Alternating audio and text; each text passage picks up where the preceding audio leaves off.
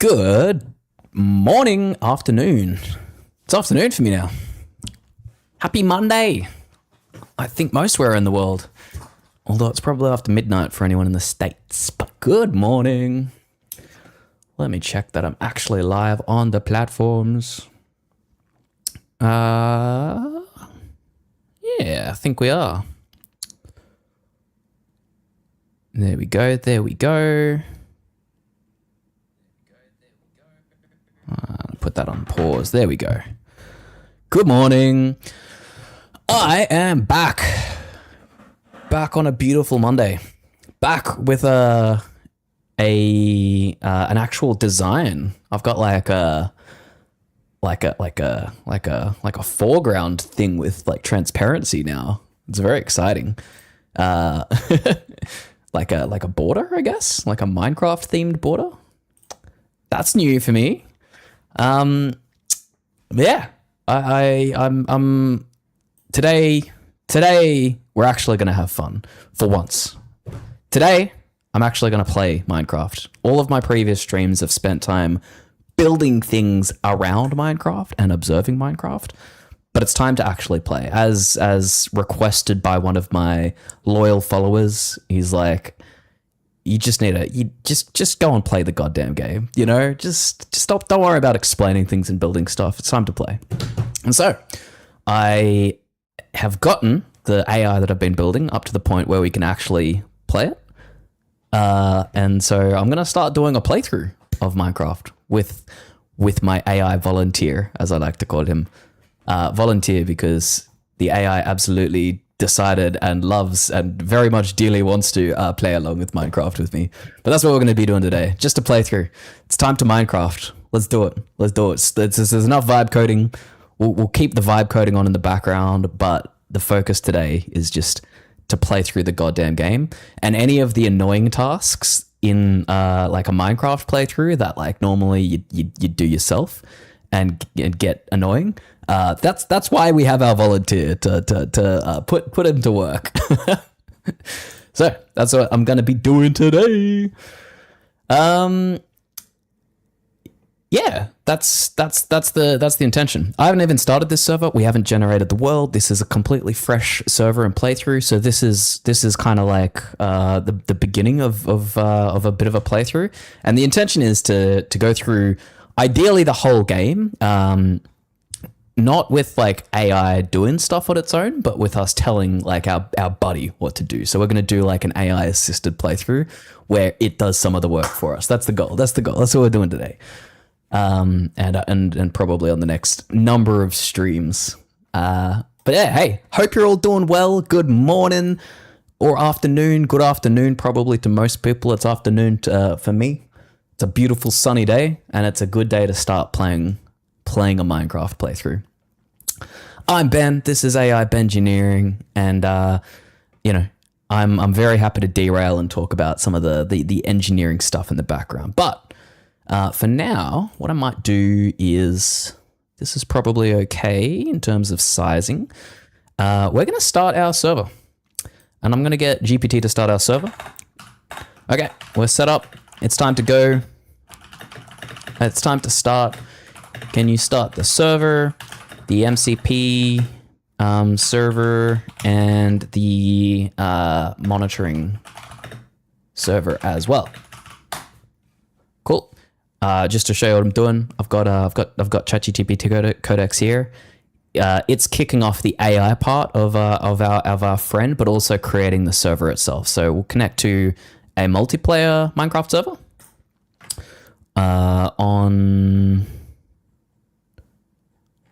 on this port 25581. Oh, that might not be it. It might be on a different one. Wait till it kicks it off first. Multiplayer, because we'll have our AI volunteer also joining our multiplayer server, and then we'll basically go from there. Fresh world, fresh day, fresh playthrough. I'm not going to talk too much about the engineering unless you ask questions and want to know things. I'm just going to play.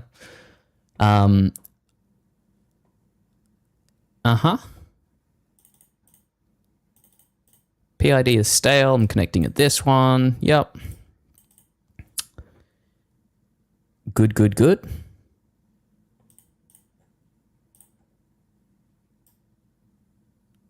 Bot MCP URL.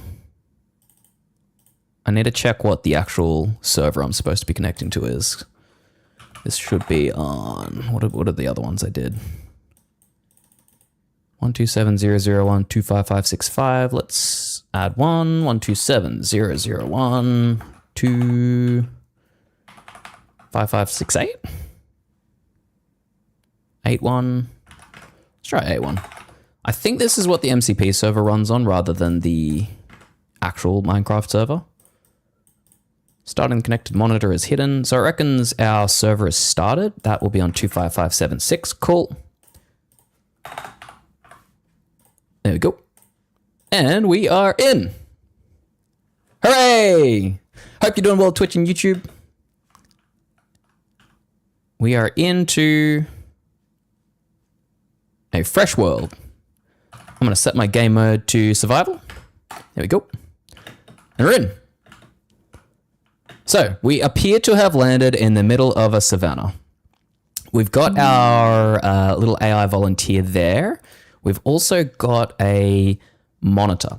So we can't see a lot of what our bot sees or what he's doing. And so I've built like this app so we can kind of see our bot.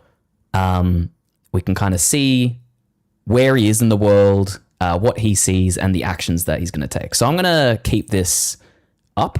And so we can flick to it if we want to see what he's actually doing. But the more important thing is we need to actually start our AI volunteer doing stuff. I'm going to run this on Luna High on ChatGPT. And all I'm going to do is say, hey, can you use the MCP calling tool to call our simple MCP server, which is running. Just keep on playing. Just keep on playing persistently. Decide on what to do, but really focus on trying to do what we say in chat and keeping an eye on chat and responding to us and being our loyal companion while we play the game. That's all I want you to do. Don't stop working. So that's the idea. I don't think it's actually going to go forever.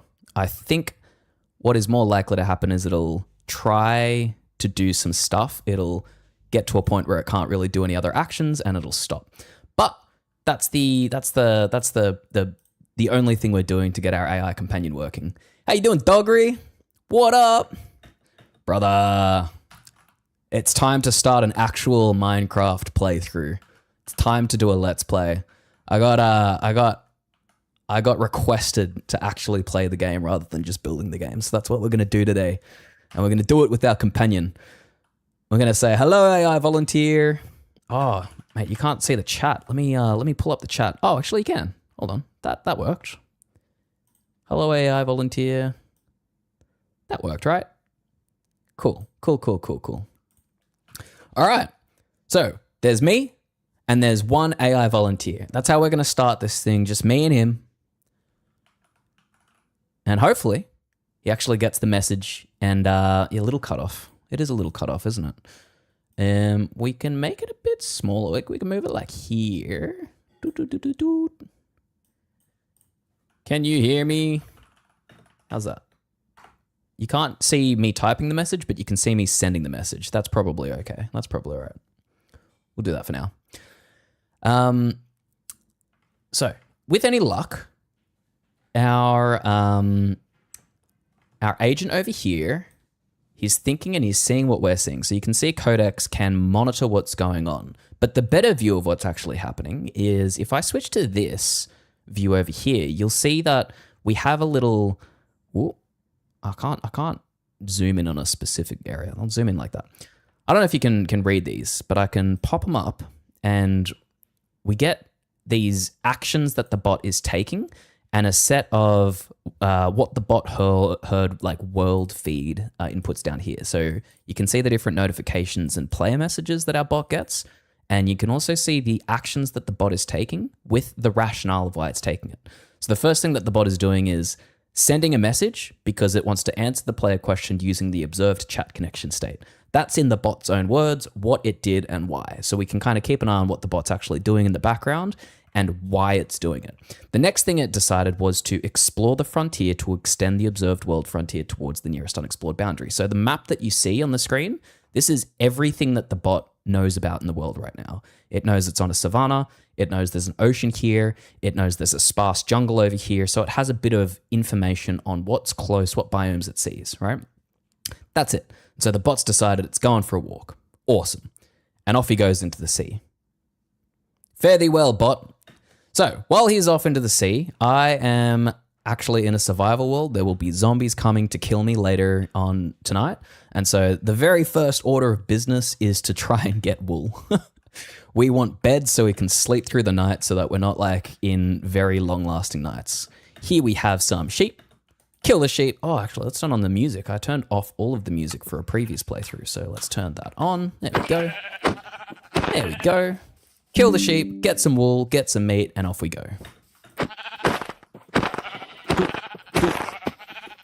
Oh, there we go. He fell to his death. We get 2 wool, off we go.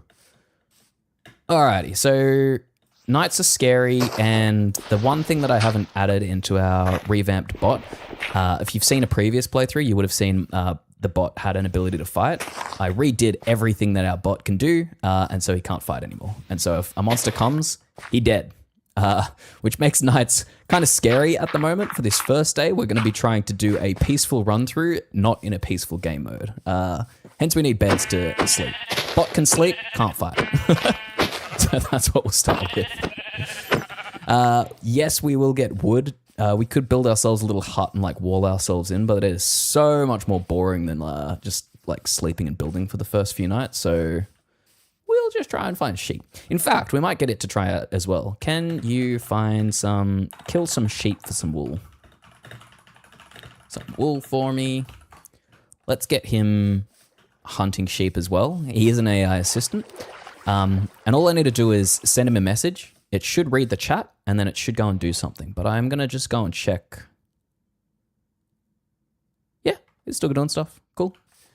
Good. Our bot hasn't stopped. He's still kicking along in the background.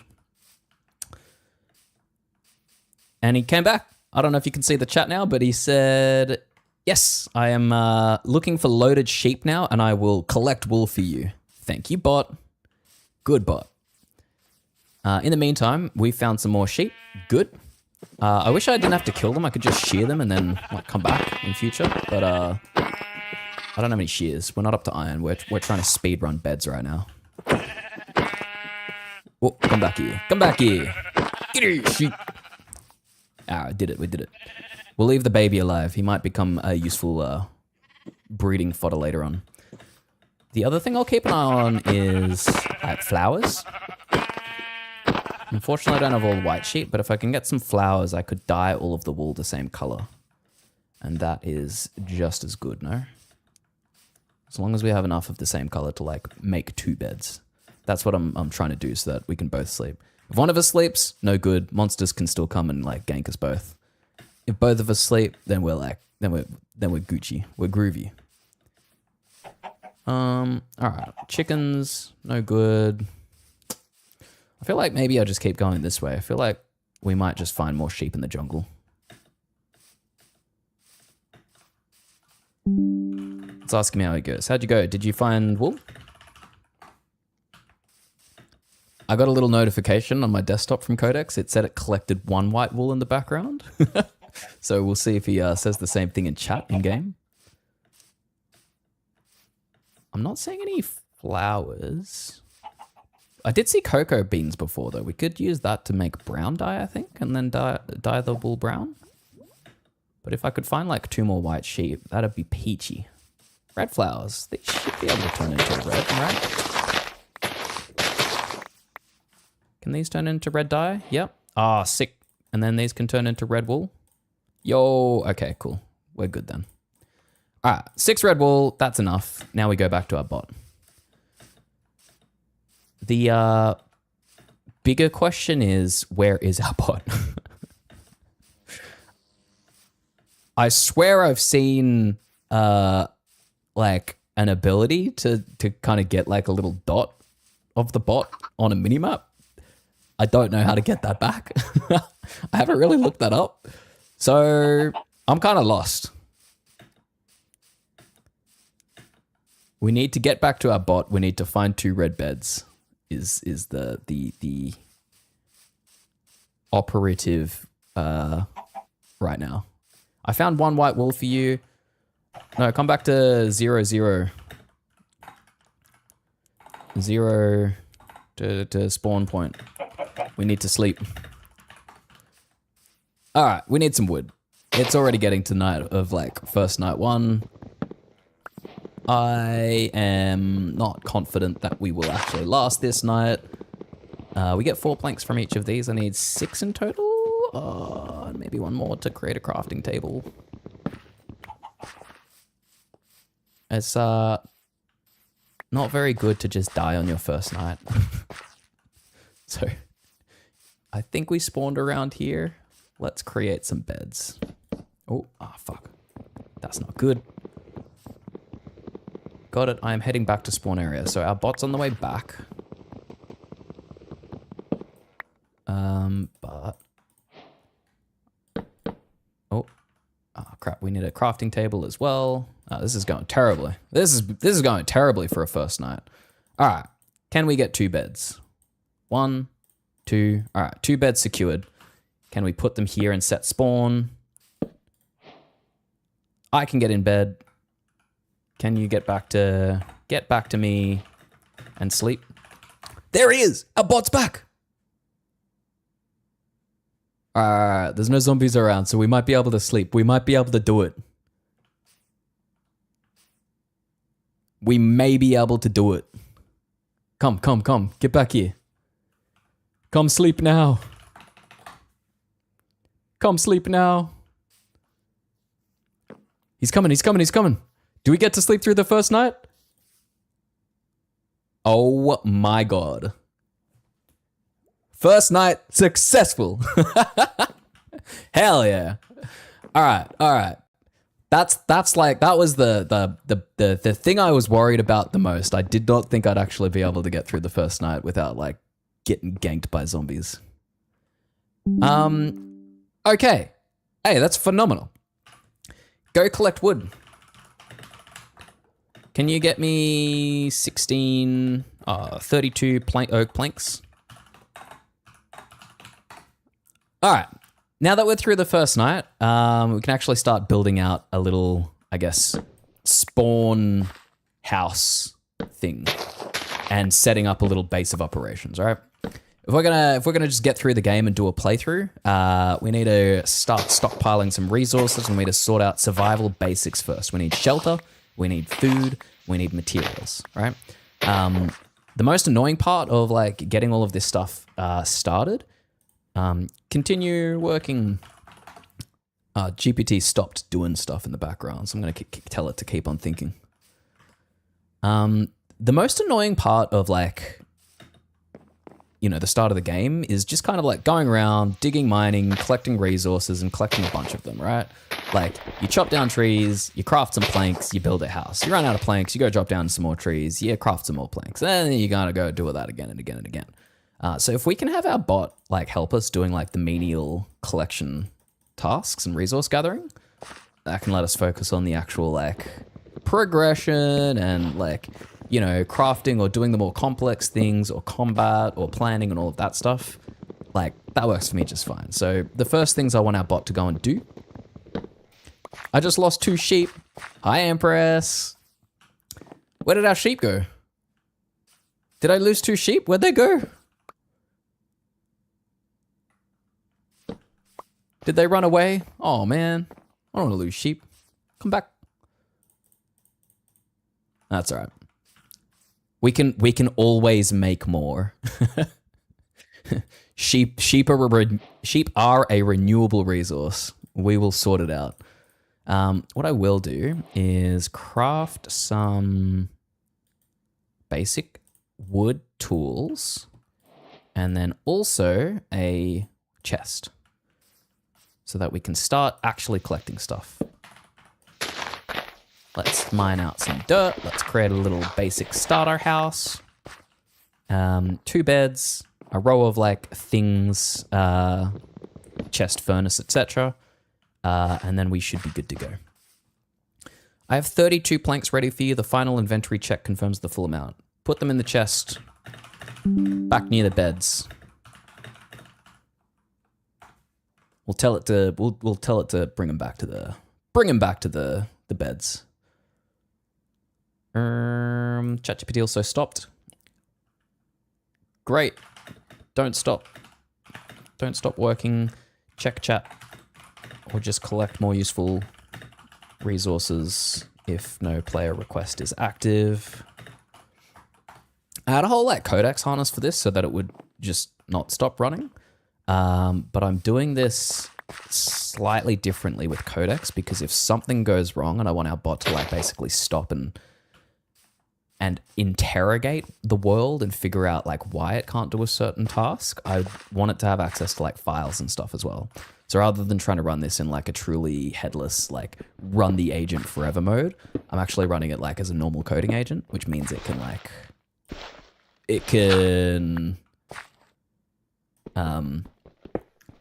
look at files and figure out why things are not working properly, etc., etc., etc.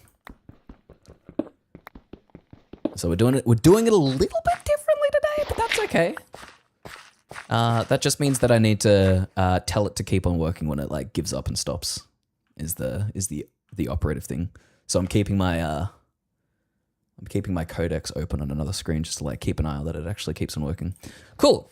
Here's our bot coming back. Hopefully, our bot can find that there's a chest right here, and then put the wood inside the chest. Let's go and have a look at what it's doing. You can see its action trail is it had a look to remember if there's been any block observations. So it does some queries. And if I open this up, a cool thing that you'll see here is that it's actually running a SQL query. So one of the problems with like building a bot for Minecraft is like, how do you give it the ability to access world information and especially like observations and things it's seen? Minecraft has state and you could run like JavaScript code to interrogate state, but like, I don't want to give it really the ability to run JavaScript code haphazardly eventually. And so I wanted to give it like a memory layer. And the easiest way of doing that is just put SQLite in our server and, let it run arbitrary SQL queries. And so if it needs to look up something like some remembered location or like what resources it has access to or where the closest birch log cells are, it can actually run SQL to figure out where those locations are. Crazy. Crazy. You whipped up some sick art for streamers, want to peep it? Thanks, James. Not right now. We're doing a playthrough. And if I get distracted, then it's going to turn into night and our bot is going to die. So not this time, my friend. What I will do, though, is make a furnace. We need some food. As part of the, hard requirements of surviving the first few nights, we actually need to, like, cook some stuff. So we're going to put some oak planks in a furnace. We're going to cook some food. Yep. Gather 2 stacks of oak planks for me. Pop them in the chest. Pop them in the chest whenever you get a stack. You get a stack so I can build us a house. That's the start point of our mission here.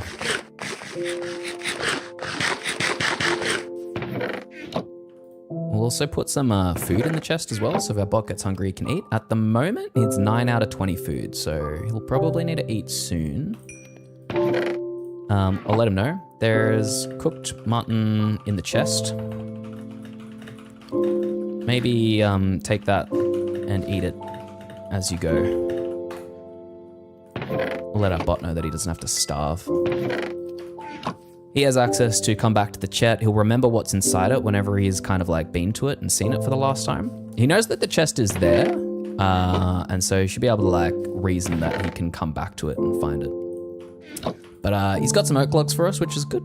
We're going to use his generous contributions to our mission. And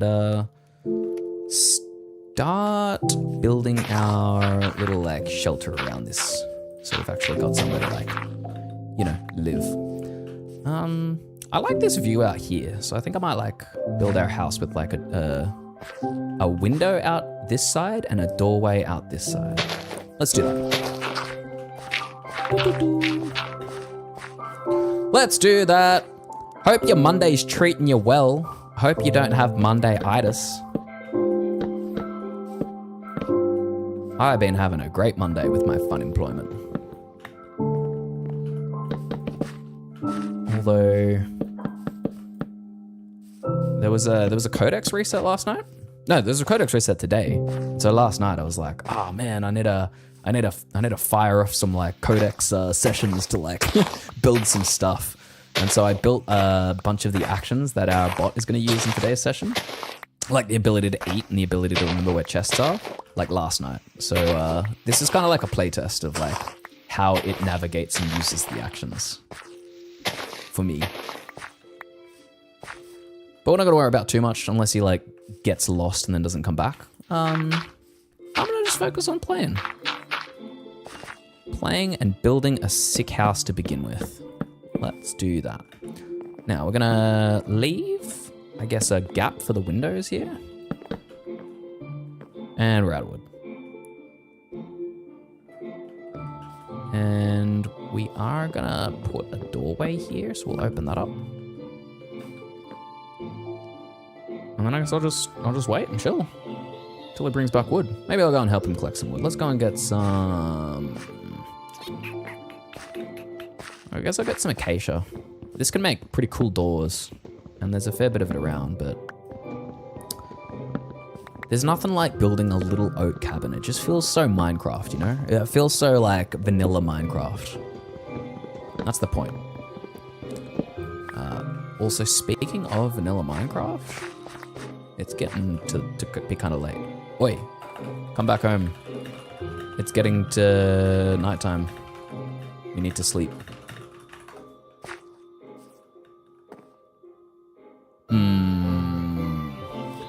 Might go and mine some dirt.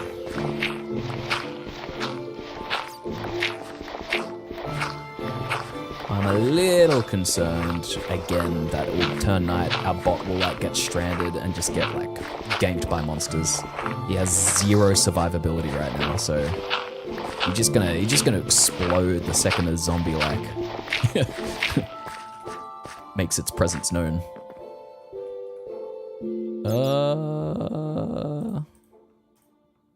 Let's, I guess, do like a really basic version of this house. Oh, he's there.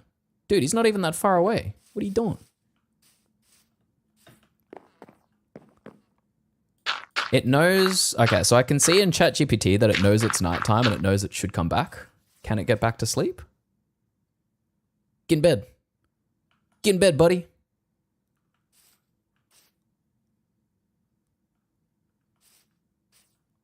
Hey, good. That is 2 nights in a row. That is the first 2 nights in a row, and we have successfully navigated it. I am over the moon. Let's go. All right, cool. Cool. Let's make a shovel. 2 nights down, no deaths. We actually slept through both of them. That's sick. You can see our little bots report the verified return and bed interaction to the player before waiting for the next request. Use the nearby bed now to fulfill the player request to come home and sleep. Check for any new player messages. Hey, James. Yes, I'll pop my Discord in.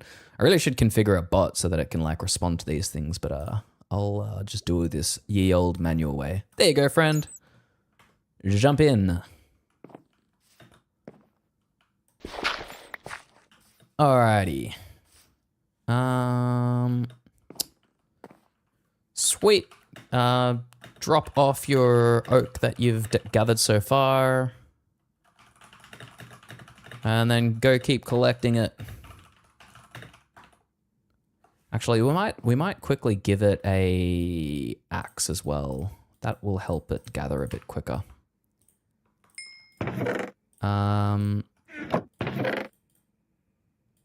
I'll take some mutton for myself. Don't forget, there's a wood axe and food for you in chest. Stock up and eat too. We'll tell it to take care of itself, otherwise it might forget. Much like you when you're distracted and busy with things and you forget to eat. And while it's considering its life, yeah, it's still doing stuff. While it's considering its life, let's gather a little bit more wood. It's kind of taken too long. This is jungle logs. We are very close to a jungle biome. Like, it might make sense for it to, rather than chop down or like hunt for oak, just chop down jungle trees, because there's probably more of them nearby. Meh. This is a jungle tree or oak? This is jungle. Feel free to chop down jungle logs and trees instead.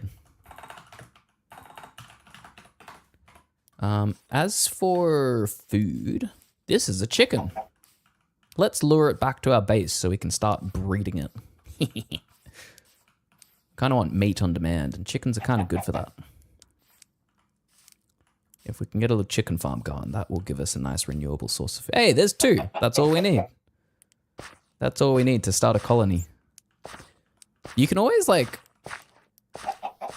Whenever I'm farming animals in Minecraft, like, you can speed it up by like getting lots of them to start with, but I feel like it's nice when you only start with 2 and then you breed them and then you get like the multiplicative effect, and then soon you have like a massive like army of chickens. It's more efficient, but I feel like it's just more fun, you know? All right. Speaking of which, wait, don't go away. Come back here. We need to box them in. Build them a little dirt shelter for now.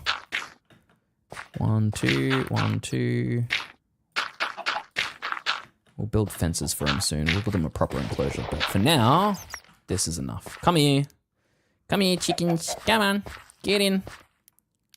Good. All right. You stay. Okay. Now kiss. Wait, can I feed them this? Yeah. Now kiss.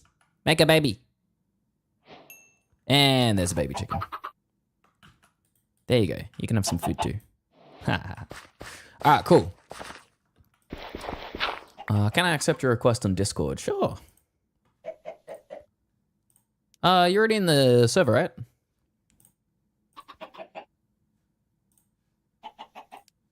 There you go. Done. Okay.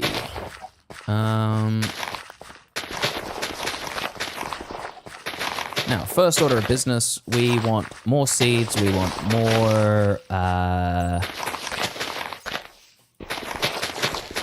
more seeds, we need some wheat, we want to create like a whole little farm, so I'm going to break a bunch of this grass to hopefully get a bunch of seeds to then start farming properly. We got 3. It's not the most. That's okay. I might start a little farm patch as well. I'll start one there, and there, and there. And then we'll plant, wait, did that work? Oh. Cool. There we go. Get a little achievement, seedy place.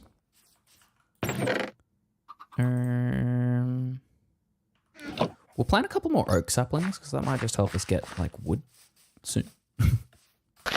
One there, one there, one there, one there, and one here. Good. And then we'll check on how our volunteer is going. He says he's using jungle logs instead and turning them into house planks, depositing each full stack in the chest. So I think our bot is trying to get us, like, stacks of planks at the moment. That's good. And if he's getting jungle planks, he shouldn't be too far away. I see remnants. There he is. Look at him go. Did you already get a full stack of planks for us already? I mean, I hope so. I'll trade him. If he gets me a full stack of planks, I'll give him a tool. I'll make him a stone axe so that our volunteer can volunteer even harder.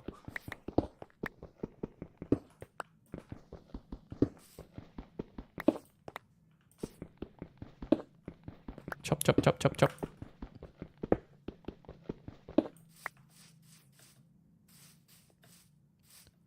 Ooh, we got another chicken. All right. Here, chicken, chicken, chicken. Come home with me. I promise I won't eat you. Yep. Maybe soon. Come on.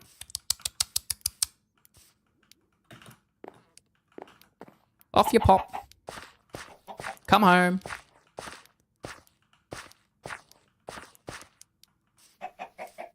Now how do we get him in here? I guess we'll break this. And then he'll jump in. And then we... Oh, no, no, no, no, no, no. Oh, so this is what happens if you break it open. They'll run away. No, get back in here. Get back in here.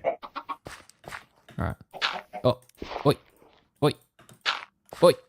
Oi. Oi. Don't you jump away. Come in. Come on. Come on. Up here. Up here. Get in the pit. Get in the hole. Get in the hole. I don't walk around like that. There you go. All right, cool. All right, cool. Happy chickens, happy chickens. Let's go. And then I'll plant that there. Cool. Things are coming along. We have a farm. We've got the start of a little shelter. We've got a full stack of jungle planks. Let's go. All right, well, let's make our bot then a gift axe. And we'll put that in the chest. Did he get another stack already?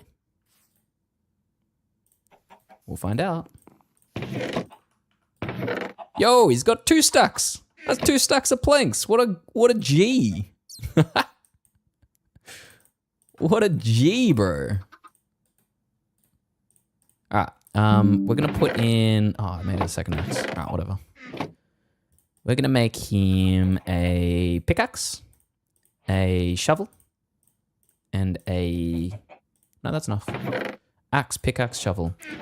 Made you a full set of stone tools.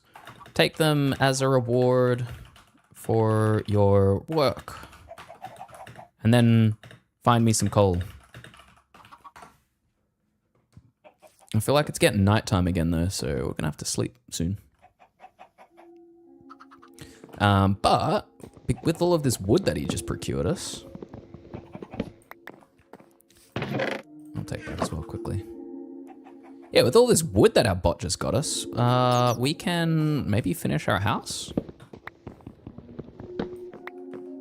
Once he goes and gets coal for us as well, then we can... Once he gets coal for us as well, then we can start smelting stuff. Oh, oops, oops, oops, oops. We want windows. We want nice big windows. There we go. We'll also leave windows here, here. Good, good, good. We'll keep our house fairly modest right now. We don't want like multiple stories or like actual designs. I have 0 taste. Thanks, James. I'll check it out in a bit. I'll check it out after we sleep. We need to sleep now.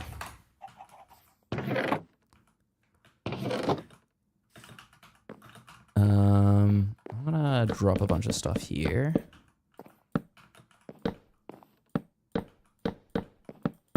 Oh, I did it again. I just filled in the windows.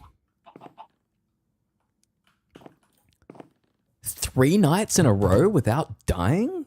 Hey, I should have made this world hardcore. That's crazy.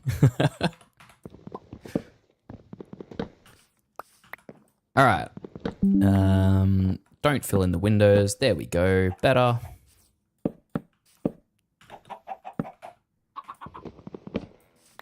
feel like I'm going to regret. I should probably make the chicken pen a bit further away so that I don't have to hear them like clucking all the time. Alrighty. Nice. Get on to the... I think...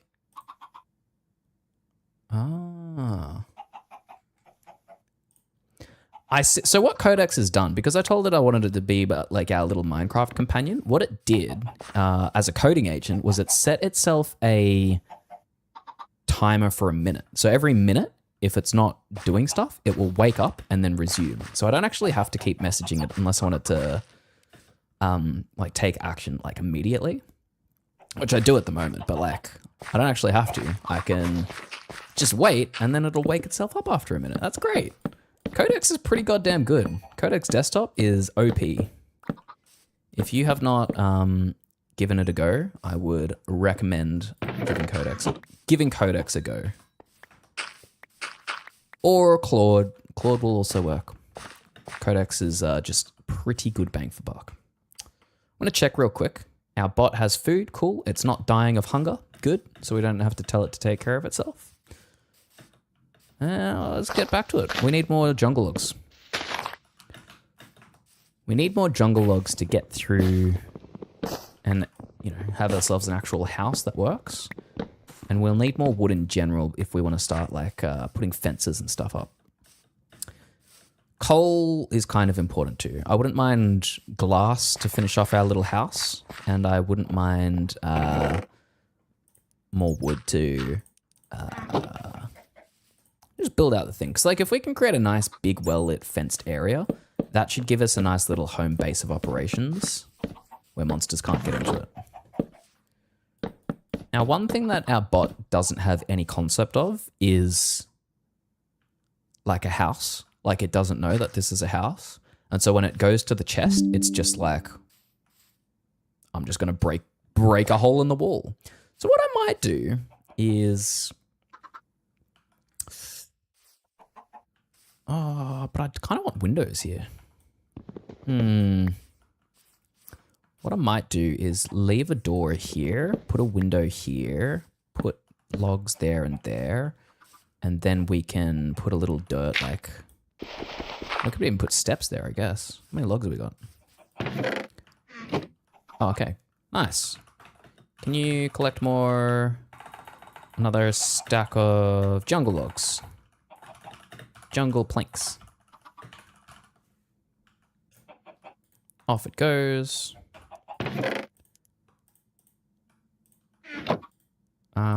What we're gonna make is stairs.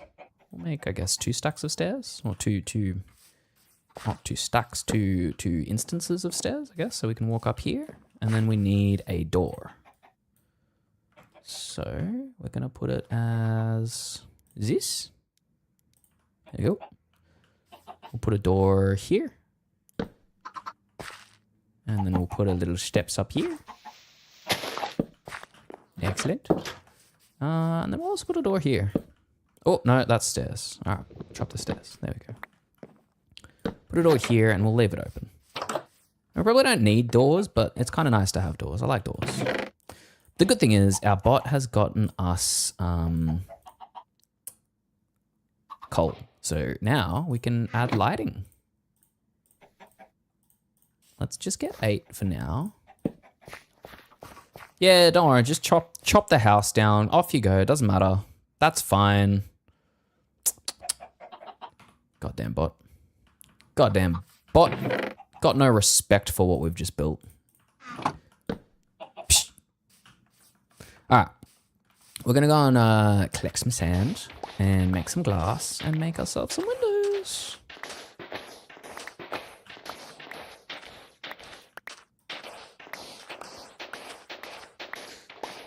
Man, I really want to know what these sheep I lost were. Empress came in and said, "You lost sheep." I'm like, "Where? No sheep." Where are the sheep that you saw? Now I want them. Let's put some lights up. Let's put a light up over here in the corner and there and there. And then with our sand, let's, I guess, do whatever 3 coal will smelt us. And then see how we go. And then we will see how we go.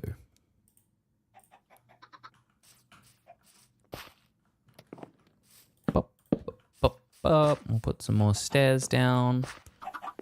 There we go. I feel like I want to raise the roof by 1 more block. It feels a little bit cramped at the moment, so I'm going to give ourselves some headspace, some headroom.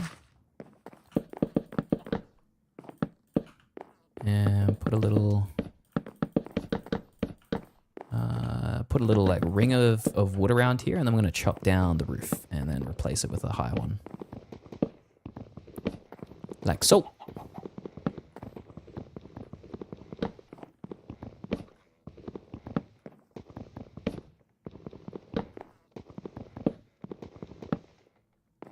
Yo! How you doing, you fixer? Thanks for the sub, friend. Joining us for our first actual, like, Minecraft playing stream. Playing with, hello. Got some work hour Minecraft time. Hell yeah. Work hours indeed. We're also doing work. We're building a house here. It's hard work, you know? It's hard work to build a house out of jungle planks. That's why we've got our friendly AI assistant going and doing all of the legwork for collecting stuff. He's off, what's he doing now? This looks like he's stuck in a hole at the moment. Whoa. I hear zombies. I feel like our dude's about to get ganked. He's back. He's fine. Yo, you fixer, check it out. This is our AI volunteer. 100%. It's like having like a preppy friend that's happy to like go and do all of the collection and like let you build. So we just tell him we want this, and he says, "Yeah, done. I gathered and deposited another full stack of 64 jungle planks in the house chest." What a G, right? What a G. And so I just say, all right, I want you to go and do this. Off he goes. Off he goes. And all we need to do is keep him fed and keep him, you know, kind of healthy-ish. Speaking of which, there's some more food for you. Food for you in chest. Please eat and stay healthy. Yeah, doors were apparently too hard, so he just goes where he pleases. He will make his own pathways. You can navigate with Mindflayer's Pathfinder plugin, and you can say like don't break or like prefer not to break. You can also change the costs of breaking and like doing stuff, but for like maximal like freedom underground, I just left all of the like breaking stuff on by default. So he'll, rather than go through doors, straight through the wall, like it doesn't exist. He goes where he pleases. Hey, we did 22 sand. Let's go. All right, we have glass. We have glass for windows. Glass panes. Let's go. Now you watch this bot break this glass every single time he wants to go anywhere to do anything. I swear to God. There's also a way of getting this. There's a way of getting. Is it half slabs, or there's a way of getting this like thinner? I think, so it doesn't look so blocky. Man, I haven't played Minecraft for ages. I used to build farms, man. I used to build farms, bro. Ain't no farming here, though. Actual farms. There's now just, like, real farms filled with, like, wheat. Not like sugarcane farms where it uses, like, a billion redstone to do 0-tick sugarcane production. Oh, speaking of which, we need to sleep. Let's sleep. We tell our bot to sleep. We'll wait till it gets dark. Sun is setting. Close the doors. Keep him in. How does it handle harder requests? Like build yourself a hub or build a super smelter? At the moment, so last night I added a bunch of tools for our bot to do basic stuff to let it survive. I fully vibe coded a bot beforehand and didn't look at any of the code. And then I was like, I have no idea what's going on. And so I then went back to basics and rebuilt it, actually looking at the code properly and ruthlessly pushing back on things where I thought it was too complex or wasn't taking the right approach. And so now it's an actual MCP server that I'm reasonably happy with in TypeScript, but it only has tools to do basics at the moment. I took out some of the more advanced stuff that I was a bit further away, so it doesn't have any tools for building. It can place blocks one by one, but it can't design and build like larger designs. The intention is that for building bigger things, I want it to work kind of like Mindbench, where they test different like AI models and their ability to design stuff. And so they'll, if you've never seen this, this is like a fun way of testing new models as they come out, where they'll give them a prompt and say, please design a massive world tree. And you get these two designs. You can zoom in, you can spin them around, you can have a look at how the world tree has been designed left and right, and then you vote for one. So in this case, Mr. UFixer, what is the better tree? What do you think, left or right? I'll take your vote, and we'll give it to Mindbench. Both quite nice. B, yep. B's a pretty good choice. Nice thick trunk, lots of like interlinked things. It's got like moss hanging off it. It just looks a bit more like real. Looks a bit more, I don't know. So then the question is, what model is B? Wait, what the hell? I thought that was a witch. No, that's our bot doing exactly what I thought he would do and like running straight through a wall. So the question is, B, what model made it? And what model is it compared to A? And so then you vote for B. What you see is that B is GPT 5.6 Luna, and the left one was GLM 5.3, right? And so they're both good models, but the fact that Luna was giving you a better model than GLM 5.3 when Luna is like 20 cents per million tokens, you're like, wow, that's pretty good, right? And so this is Mindbench. The tech that they use to create the different designs, I wanted to have building work kind of similar, where an AI could use tools to design like shapes and curves and colors and stuff, and essentially paint in the world and then build to a spec that it designed. That's what I did in the previous MCP server I built, but it was like not always the best at actually executing it. And also like the whole building management of like remembering where you're building stuff or claiming plots of land or like all of this state management around building that you'd want in like a true multiplayer server ended up getting quite complex. And when it's already complex and AI implements it without you being aggressive on like reducing it back to being more simple, like the complexity just gets unmanageable. And so that's why I abandoned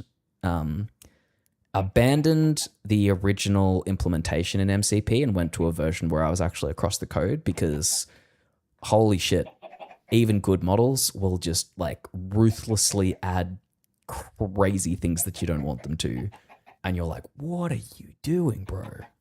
So we don't have any capability to build it right now. What we can do is craft. It has world knowledge to look up any crafting recipes at once. It can remember where it's gone, so it sees this version of the world map. So it kind of knows where it's explored, the different biomes. It knows different items that it's seen. So it knows there is seagrass in these cells. It knows there are oak fences in these cells. It knows there's clay in these ones. And so it's got knowledge on these different things. It also just died. What happened? Slain by drowned. Oh, you got killed. Poor luck. Craft yourself some sewn tools and find some iron. Let's give it a new task so it doesn't go and start swimming with drowned again. and I'll leave the door open so it doesn't. Actually, I'll leave these doors open. I'll leave this open so it doesn't start tunneling through a wall again. Funny bot. But yeah, we've got some more tools to add before it can do truly everything, like, you know, making big designs and making systems and doing engineering in the world. It's not at that level yet. I'm still impressed that it can even get in a bed and, you know, exist. It can't fight yet. Oh no. Also, put the bed back. Put the bed back in the chest. At the moment, yes, good question. What model do I have this bot running on right now? This bot is running on ChatGPT Codex Lunar High, this one.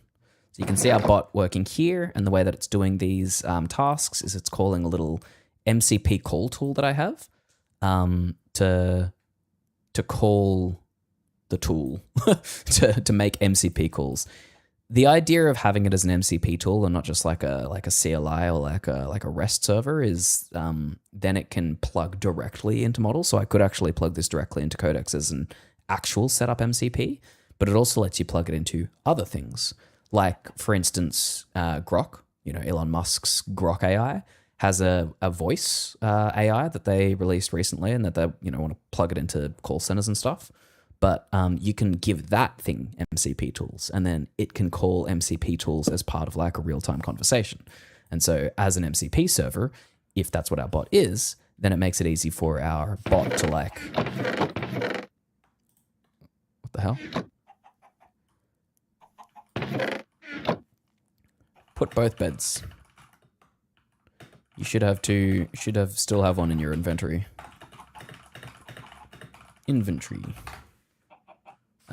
Yeah, making it as an MCP then lets you plug it into like any AI tool now or into the future that supports AI. And so the AI, we're just letting that be like pure Codex desktop GPT 5.6 Lunar.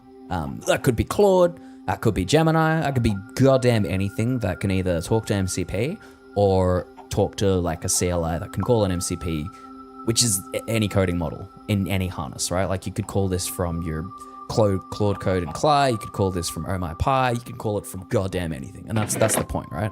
The AI, don't worry, there's billions of AI tools, but the MCP server that lets it do things, that's what we're building. That's the play. All right, cool. Got 2 beds. We're back. All good. I have repaired the beds. Craft some stone tools.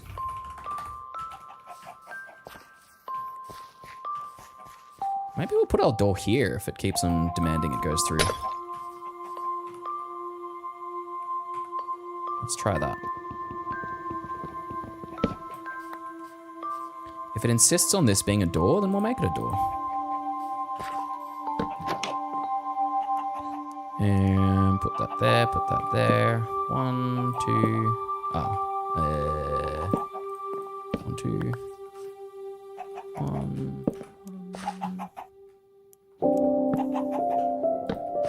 Sweet. We need some more windows in this little house.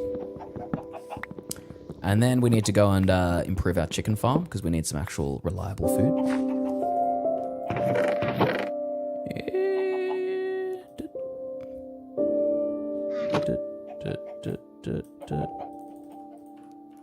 Let's create some fences.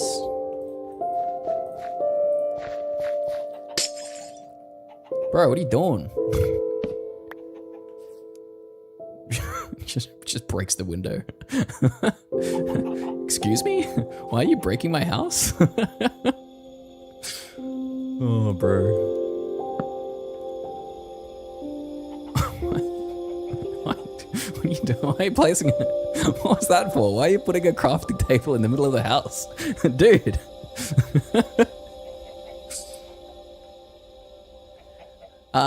Guess it would be good since you can keep certain areas loaded. True, 100%.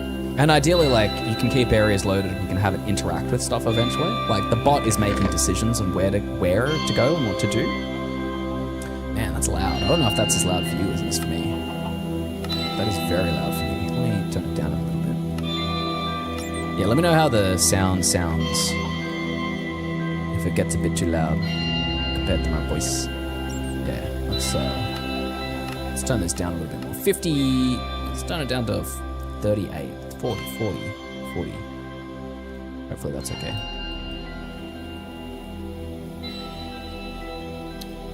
And then let's do some fences. Excellent.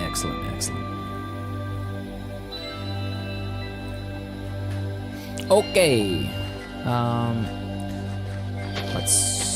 Oh, we need to sleep. Sleep time. We need to sleep. Come on, get in bed. Oh. Dude, our AI volunteer has already got stone, pickaxe, shovel, and axe. Good on him. I will sleep first and start the iron search after we wake. This is a good bot, right? This is a good AI companion. And he broke the furnace. He's a good AI companion, apart from all the shitty breaks.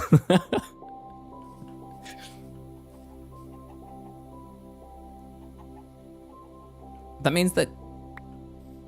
But that means that you stole on the furnace. Can you put... You stole my furnace.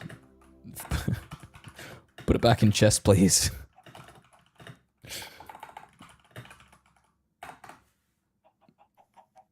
You can't give it too much praise. Yeah, the second that you say that it does something well, like it breaks something else. But that's okay. That's all right. That's okay. The two ways that we could fix it is add, hey pandas, how you doing? No, I'm a goofless scuba. No goof going on here, brother. We're just playing some Minecraft. We're actually playing now, pandas. World first, we're actually playing a game. It's gonna go great. Yes, I saw, well, I mean, I've seen a bunch of it. If you've made massive step changes in the past day or two, I don't know if I've seen your 3D work in the past 5 hours, but before then, yes. First things first, though, we need to create a little chicken coop, or a chicken fence, I guess.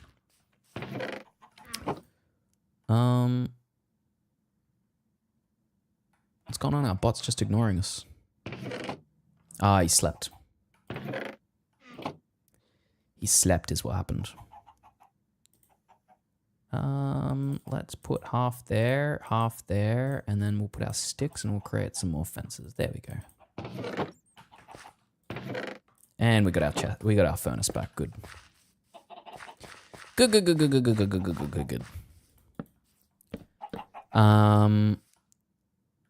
It's kind of nutty. Nothing today. They look like PS3 models, which is crazy. You've gone from PS1 through PS2 to PS3. For context, chat, Pandas is completely new to Codex, but very passionate about building games and just riffing on things. And so Pandas has taken Codex and just run with it, and has started creating all manner of 3D atrocities. It's great. Lots of progress very quickly. And I love that. Love seeing successful stories of actually being able to do cool things with AI, even when you're quite new to them. So we consider Pandas a local success story. Felt so good asking Codex to fix your comfy UI. Yeah, and that was a good thing. So Pandas let me know the other day that he was having problems getting comfy UI to work in some way. I don't know, maybe you can enlighten the chat and tell us like what was actually wrong with it. But comfy UI is like a 3D design local tool that lets you easily use AI models to create like 3D assets. I had to play with it on stream the other day for the first time, and you could do things like give it a 2D picture, and it will use a model to turn it into a 3D like model, right? But yeah, it was like broken or not working, and Pandas use Codex to like alter the files or like mess with the files that were like causing it to not work properly and fix it, right? Which is a powerful way of using coding tools. And one of these new things that AI tools give you access to is it can diagnose and fix problems on your PC, right? Like if a program's not working well, if you wanted to customize something, just tell Codex, hey, here's the program, go sort it out, right? And it does. It's phenomenal. It's really useful just to like do diagnostics and fix stuff. Ads are running. I'll see you in a minute. I'll see you in a minute when ads are back that I can't turn off on Twitch. And in the meantime, I'm going to make more fences. More fences for the chickens. Oh, and a gate. I need to make a gate. Yeah. Alrighty. Let's do jungle planks. Let's do some of these. And let's do one. Let's do half a stack. Let's do half a stack. Yeah, just need to make sure sys32 stays safe. Yes. Be careful what files you do give it access to and what you tell it to do. Don't tell it to do destructive sounding actions, and you should be fine. If you're technical and you know what you're doing, I think you tend to have a higher, like a higher tolerance for the risky behavior that you will allow your allow your AI to do. So I kind of run it with auto approve all the time. Like even at work, I was always running it with like dangerously skip permissions for everything. Because I'm like, I'll just keep an eye on its thinking. And if it looks like it starts doing anything dangerous-ish, I'll keep an eye on it then. But it's always been fine, right? I've never had any problems with it. Come on, chickens, get into the... Oi! This way. Single file, please. No, come this way. Good. Oi, come. All right, good. Chickens are good. One... Oh, help, does it? Good. If we can get some more of these, we can feed our chickens some seeds. We can feed our chickens some seeds. Whee! Did our bot come back? Oh shit! It's an Enderman. Don't look at Enderman. All right, there we go. We've got enough seeds now. We should be able to fix this.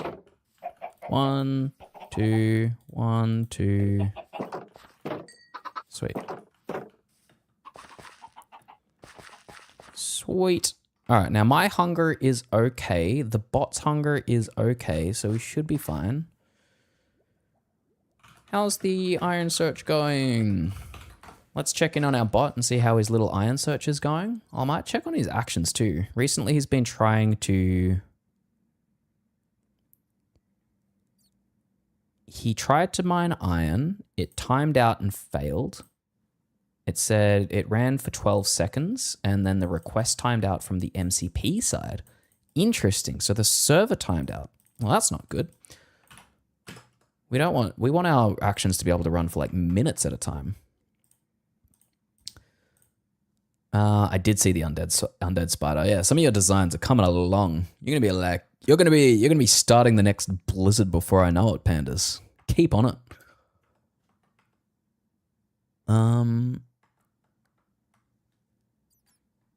What do we get? We got this. None of the 12 loaded iron, or let's do. All right, so let's start another thread. This one's going to run with Soul High, and we're going to tell it, can you please investigate the source of these timeouts? And we're going to go back to this one, and I've added a copy JSON button so it gets the full path. It gets the database path, it gets the request ID, the action, the fact that it was canceled. And we'll give that to Soul to just basically go and investigate it. So while I've got one AI playing the game, I can have another AI fixing the game. And in the meantime, our bot has come back. He said he found 2 raw iron safely. The other loaded ore was over lava or water, so I stopped. I am still working my way back with the 2 safe pieces. and he was slain with zombie. Ah, so he died. I see. I see. Our bot got dead. That's not good. We're going to need some... Oh, I mean, we've got enough glass. I just need to turn it into more panes. 1, 2... You're slain by zombie again. Slain by zombie twice. Yo. Maybe I need to go with him and help him. Let's make some, let's make a sword. Oh, bot. Do I have any stone? No. Okay. New plan. We get some stone. We use the stone to make a stone pickaxe and a stone sword. 1, 2, 3. 1, 2. And then we go on a journey with our bot to make his pathway a bit safer and protect him while he's doing a mining trip. Again, our bot is a lover. He's not a fighter. Our bot doesn't fight anyone yet. We'll turn him into a fighter soon, which means we need to offer protection. Protection to our bot while he's trying to do these things. Let's get that. Oh shit, that was the wrong one.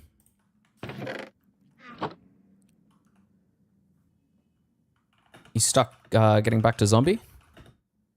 Back to your iron? Let's sleep now. You want to make a monster taming game PvP focused? Was talking to a buddy. You don't know the best way to keep the data safe so people can't hack their HP and stuff. It's going to be asynchronous turn-based PvP.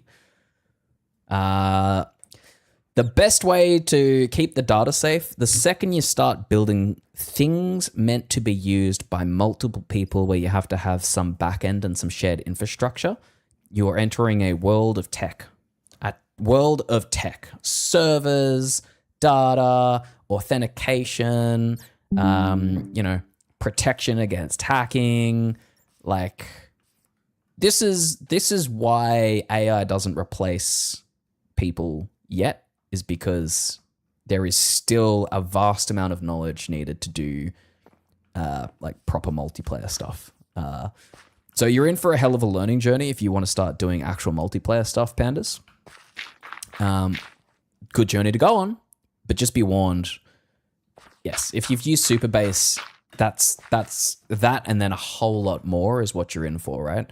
Because Superbase alone gives you a platform, but then making it work efficiently and then making it work securely is then a whole nother kettle of fish on top of that. So, but Superbase is a good baseline to start with. It runs on Postgres.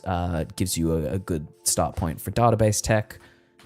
It gives you some real-time capability so that you can kind of subscribe and react to events happening on the database, and then like a persistent way to store data. But yes, yeah, for what you're thinking, definitely recommend it. Just be prepared to like read and learn a bunch, because if you miss something, AI might miss something, and you might have people still hacking your game. Yeah, players can just download the enemy team from Superbase. Yeah, exactly.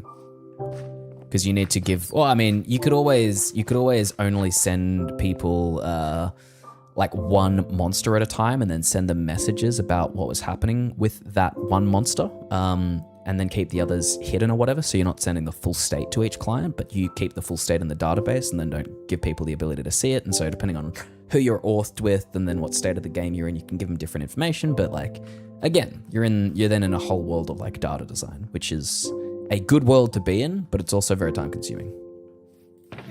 And AI can't make all of those decisions for you yet.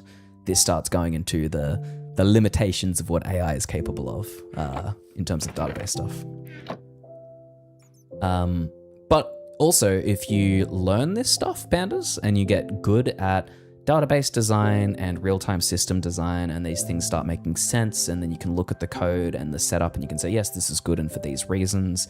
If you become confident with this stuff, not just being like, oh, AI, fix it, but if you can yourself talk through it, like, those become skills you can use to just get employed, like in the tech industry, right? So it's worthwhile to learn it, but if you're learning about data stuff, like, ask questions to understand yourself as well, right? Don't just rely on AI. Ask questions to help you navigate the world and understand why things work, and then you'll be building your own tech knowledge while you're doing it, which is like, that's the point, right? Games are fun, but they're actually like a good gateway drug into like the tech industry and all of the wonders that work there. Start out by making games, learn tech because of it, then go work for a bank, and then just spend all of your time playing games and having fun. That's everyone's mission in life, no? What is our bot doing? He's going on a journey.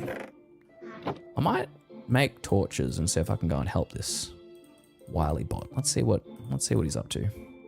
We've got a sword. We kind of need some food soon, but we're okay for now. Where do you go? This way? Oh, this way. Oh, you got iron. Good. Good bot. All right, good.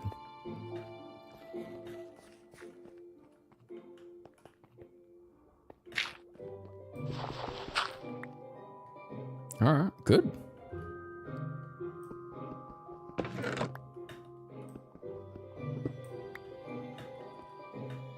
Good bot. Can we dig here as well? Oh, sorry, bot.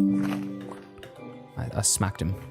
Let's check, because he died a couple of times, so he's probably got more food than I do. Yeah, he does. Well, our crops are growing like molasses at the moment. I just want players to play my game so I can PvP with them. Lol, making my dream game for myself, and players like, oh shit. Hold that thought. Hold that thought, pandas. Ayah. All right, good. Ah, good, we go on. Making your dream games that you can play with players like you. You can. If you want to do everything yourself, you just require like a lot of knowledge is the only cost. And that knowledge is good to get anyway. It's just, you know, be prepared for what it ends up taking you. But again, like if you're making your dream game just to play with people that are interested in playing, right? Like you don't need to worry about hackers right now, right? Hackers will come if you hit the point of success that your game becomes popular enough that people are interested in exploiting it, you know? So don't worry about that for now. Just vibe, bro. Just vibe. But like, yeah, make sure you learn as well. Make sure you learn as well, because just using AI without learning any of the underlying details is how you get yourself in trouble, right?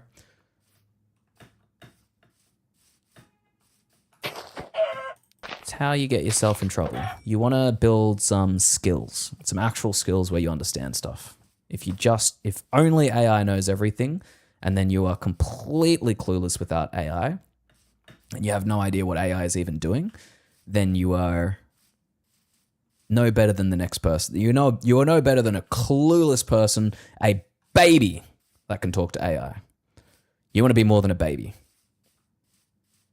Elo and matchmaking, there's algorithms for that. You can get AI to help you like study the kind of algorithms to use and how people do it, and then like what a good design for your current system would be.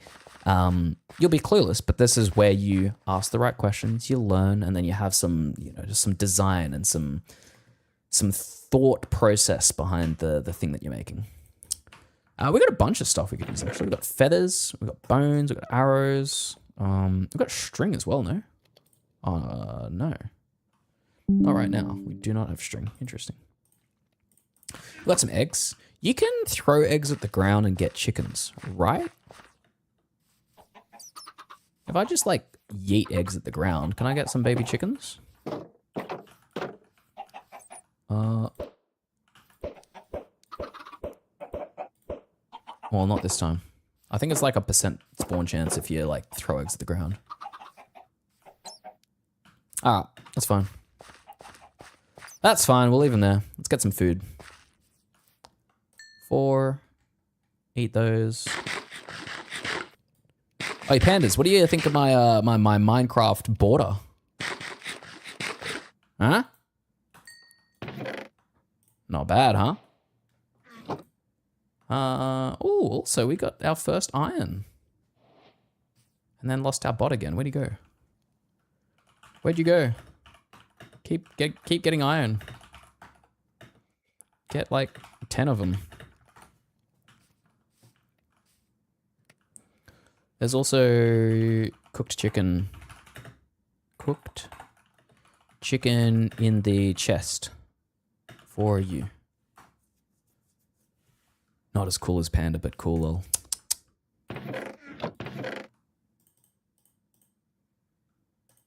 Excuse yourself. Oh, I think it's very cool. Alright, let's put ingots there. We got enough jungle doors. One iron's not enough. And then I will collect 10 in smaller verified batches and bring them home safely. All right, so our bot's down south. Let's see where he is. He's down here. That's pretty close, right? He should just be in... Oh, there he is. I see. Our bot's treading water out there. Actually, can you eat seaweed? If I swim down here and get some seaweed, is seaweed edible?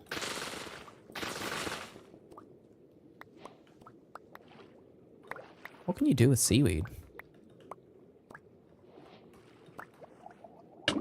Oh, shit. Alright, cool. Well, ooh. Do you know if seaweed is edible? Let's ask our bot. What can I make with it?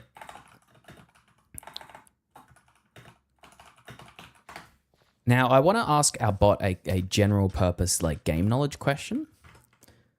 Because what it should be able to do is take the question and call some tools to like figure out like an answer to it.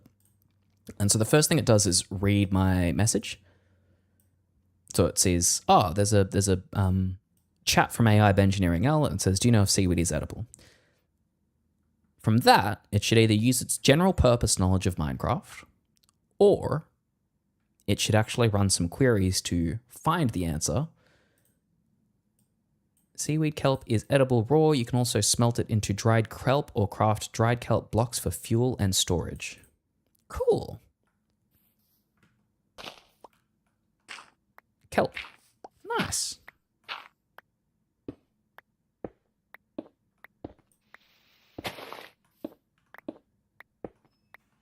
Whoa.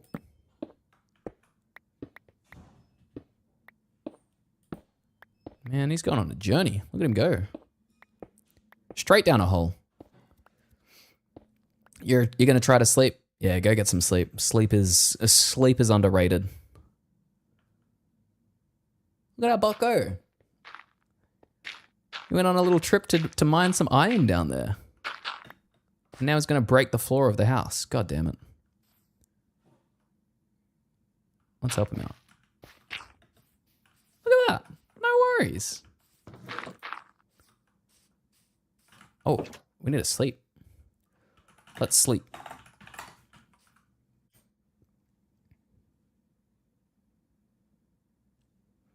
Our bot got us some iron. What a good bot. What a good bot. So our bot now has the capability to sleep, to answer questions, to explore the world a little bit, to get us iron. Let's put some... Oh, we got one iron. Oh, cool. Take some food for if you get hungry from chest and get more iron, please.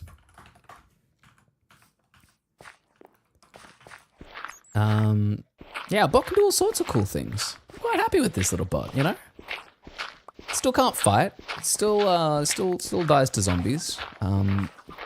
Still seems to get a bit lost or stuck. The drowned got him last time.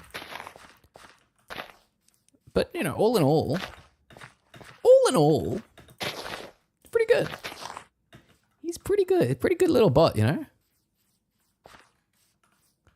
What we need is... I don't like this tree. It's a bit of an eyesore, so we're gonna chop it down.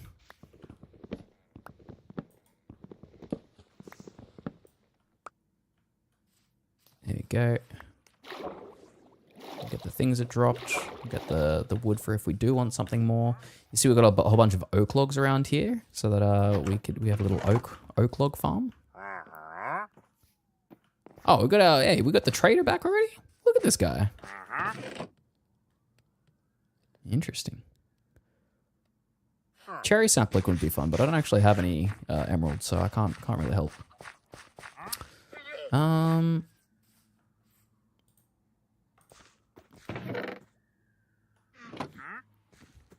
I stocked up on beef and am healthy again. I am continuing the iron search in small verified batches. All right, good. Whatever, dude. Just keep on finding iron for me. All right. In the meantime, while he keeps on going to find iron, we might speed this up a little bit and also go and try and mine for iron. So let's maybe go... Let's make a little mine. Let's make a little mine, and we're just going to tunnel straight down. So while our bot is doing the kind of autonomous resource collection, we're going to do it the old manual way. We're just going to dig down. Before we do, though, we need at least an iron pickaxe. So let's put ourselves down a little... crafting table. Let's make ourselves some sticks, and then let's create a stone pickaxe. Great. I'm gonna put this here. Gonna put that there. I'm gonna put that there. I'm gonna put that. Oh, keep our stone shovel there, and then we'll just start mining down. We need resources. We've already got stone tools, so if we want armor and we want to go further afield and eventually like head down into the nether, we're going to need some... Oh shit, there's a creeper. Hey yo. Okay. This is why we have a sword. And then he'll do some mining for us. Perfect. That's exactly what I wanted to happen. Alright. A little bit of a jump scare there. That's fine. Oh, wait, there's another one. Oh, shit, that wasn't even the main creeper. Ooh, okay. Well, I want to mine some stuff first, so I'm going to tell him to wait over there. We got some coal.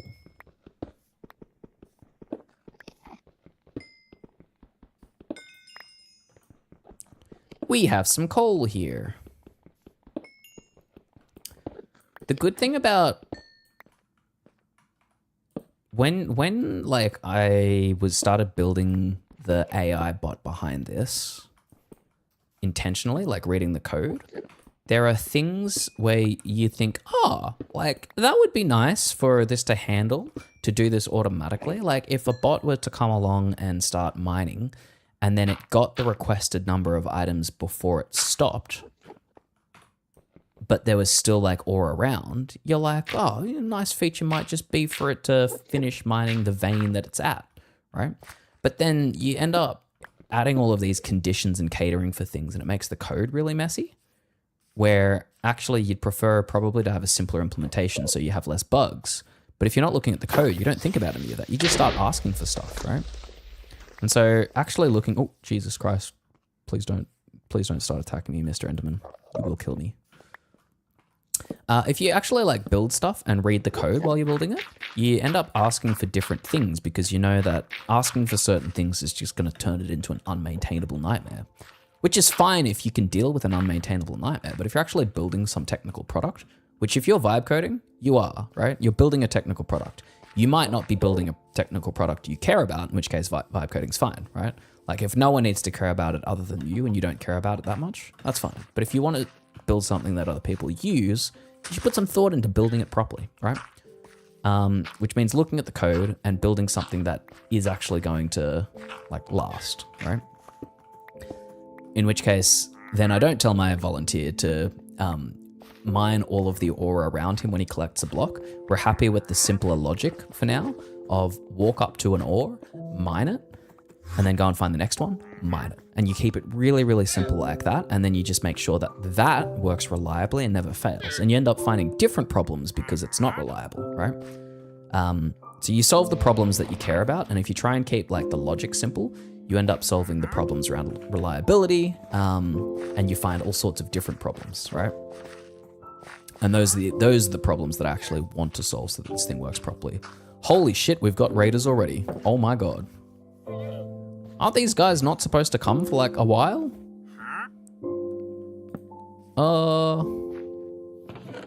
Why is the game interested in me already? This isn't good. Why are they just floating and looking at me?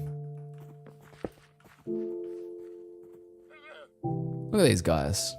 Creepy ass mother... Go away.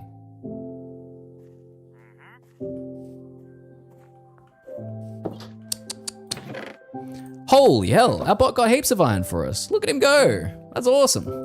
All right. Hey, we have enough iron for iron tools now.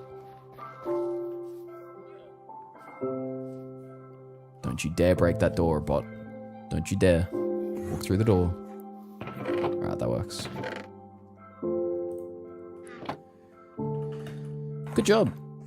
Do you want to stockpile a stack of dirt and stack of stone in the chest and your inventory for scaffolding and tools in future? Let's go get him to collect some of the basic boring materials, stone and dirt. Like mining a stack of dirt is like the most boring thing I can think of, which makes it perfect for a bot. Tell him to go and do it. All right, this is why I made you. I made you specifically so you can go and mine boring stuff for me. Off you go. Go do it. Get on it. While he's maybe doing that, we'll keep an eye on the outside. We'll keep an eye on those raiders and see if they're coming any closer. Not right now, which is good. Don't look at the Enderman. And we will finish smelting all of this iron. Man, this bot got heaps of iron for us. What a G. Let's make ourselves a pickaxe. Let's do some inventory management. We're getting all sorts of issues here. Okay. We'll get rid of the saplings. We'll combine the dirt. Put our saplings together. We'll take... What are you doing, bro? He's just mining. He's just... What are you doing? Go away. There's so many things happening. Our bot's just destroying our house. Llama guy over here is in my face. The pillagers are just like ominously standing outside. It's like having a gang that's staring you down.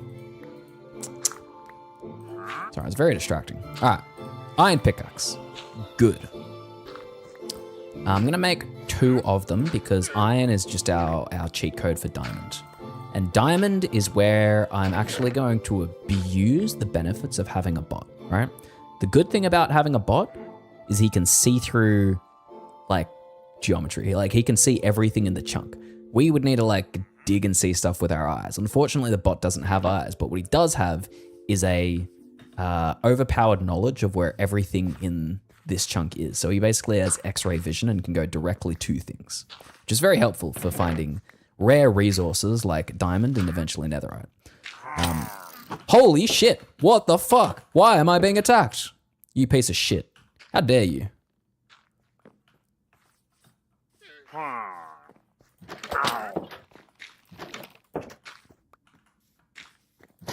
Ow! He shot me through the wall. What a bastard. What the? Oh, there's one out here too. Bro.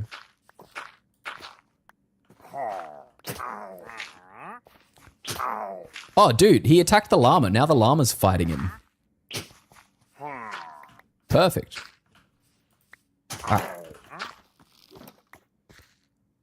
All right, I need a shield. I need a shield, and I don't know how to make one. Do I do it like this? How do you make a shield? I think you need iron, right? Do I need to turn it into iron nuggets?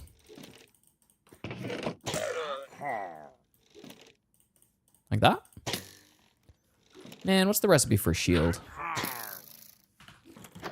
Also, let's protect our poor bot. he's getting kind of messed up. All right, let's get some chicken. Let's eat this chicken. Let's go and try and save our poor bot, man. Hey, you sneaky bastard! Don't shoot me through the window.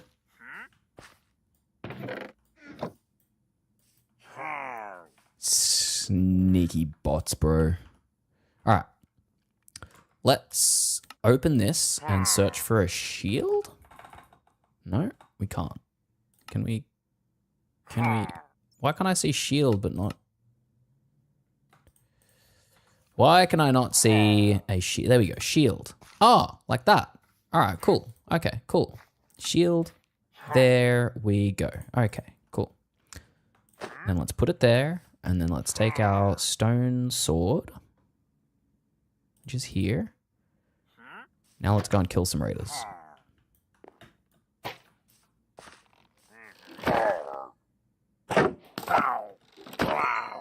Piece of shit. How dare you. Alright. Alright, pillagers are dead. We're alive. We've got no food. Oh, we got a steak. Hold on. We got a steak. We've also got kelp. They said that this could apparently be eaten. Can it? I don't think it can. I don't think it can. I think I was lied to.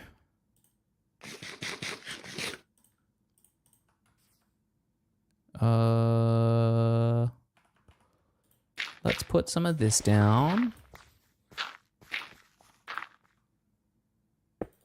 Let's put some kelp in here.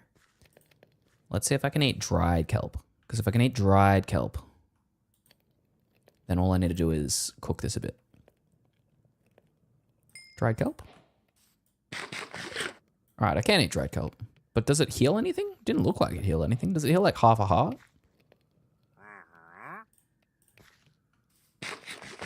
Oh, okay. It heals like half a heart. Okay.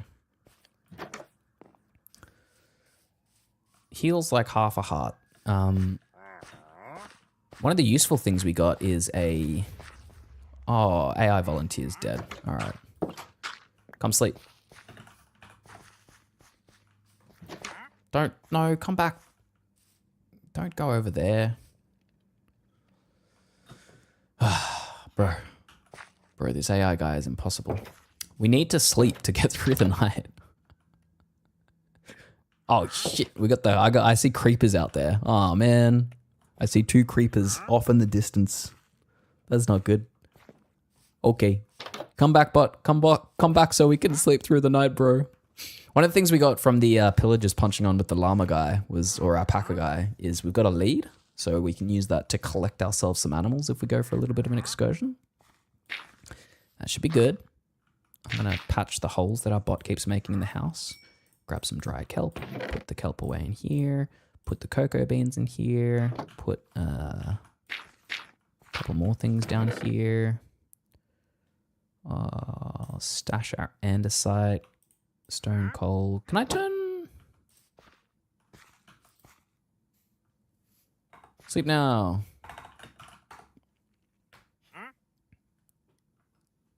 There you go.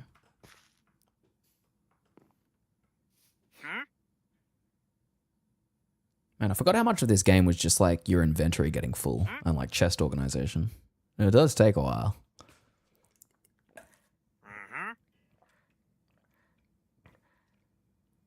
Oh, actually, this could be a good little task for our bot to do, is like we put a bunch of chests and we tell it to like keep them organized.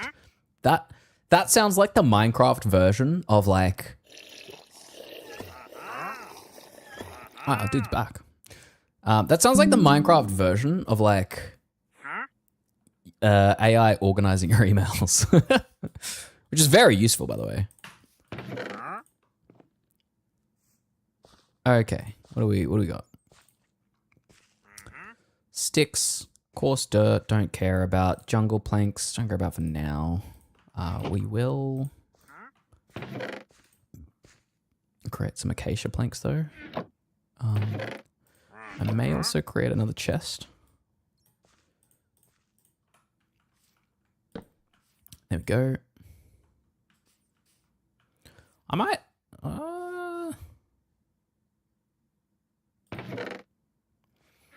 No, it's okay. We'll leave it for now. We'll create another 2 chests just for funsies for now.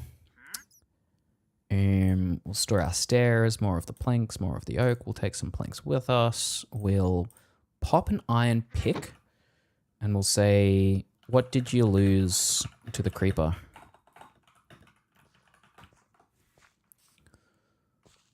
We'll ask him what he lost from his inventory.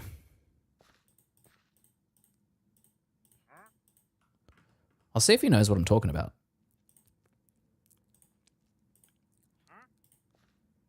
Read recent events. Query bot data.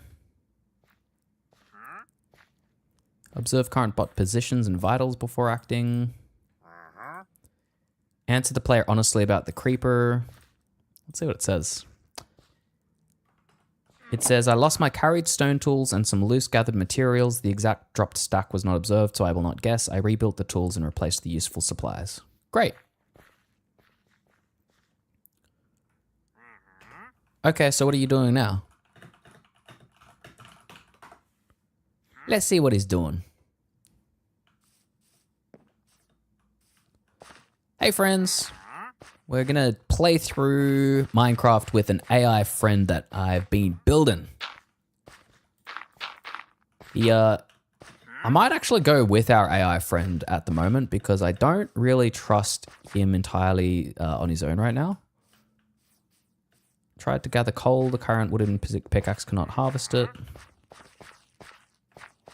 So I think he keeps going into this cavern, and I think nighttime and just darkness in general is going to spawn a bunch of nasty monsters in here, and so I might light it up for him. Let's bring some light to this matter. Let's also mine some Oh, he found the iron pick in the chest and took it.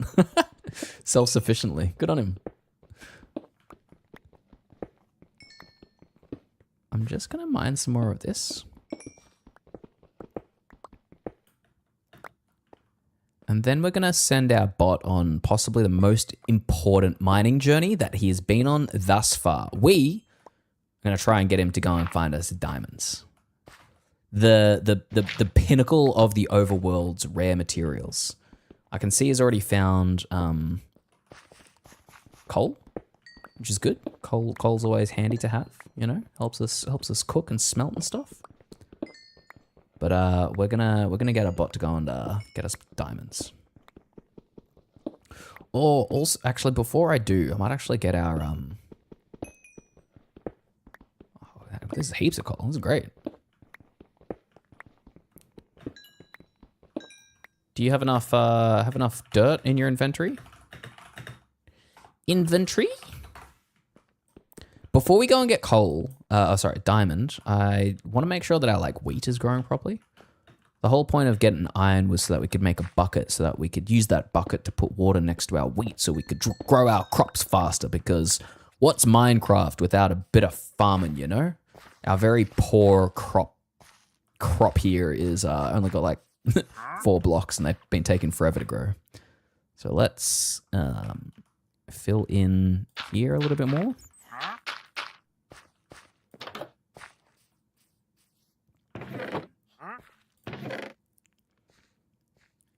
Great. Walk a bit away from our house to collect dirt, please. Don't collect here. collect a stack and then come back. Because it'll just mining my floors, bro. Stop it. Stop mining the floors. Stop mining the floors, you piece of shit. Come on, stop it. I need those floors. We need those floors. Did it read the message?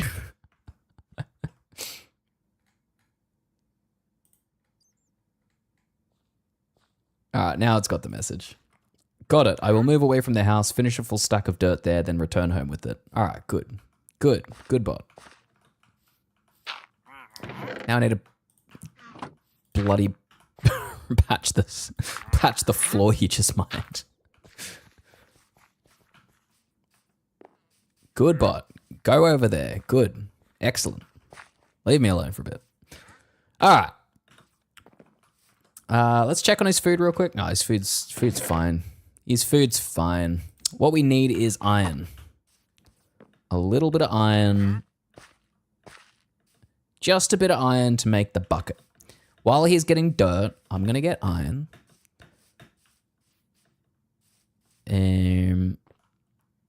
Oh, we got heaps of coal. We can make some... We've got heaps of... If I get some logs, we can make some hella torches, right? Oh, actually, I got heaps of that too. It's fine. Put that there, put that there. Heaps of them. Good. 1, 2, 3, 4, 5, 6, 7, 8, 9, 10. Counting with Ben. The definitive edition. All right, we'll get a stack of that. We'll pop these here. We'll get a little stack of this. Grab those out there. And then we'll create some more torches. And now, loved ones, now we can go searching for iron. Hopefully some exposed iron. Exposed like your mama!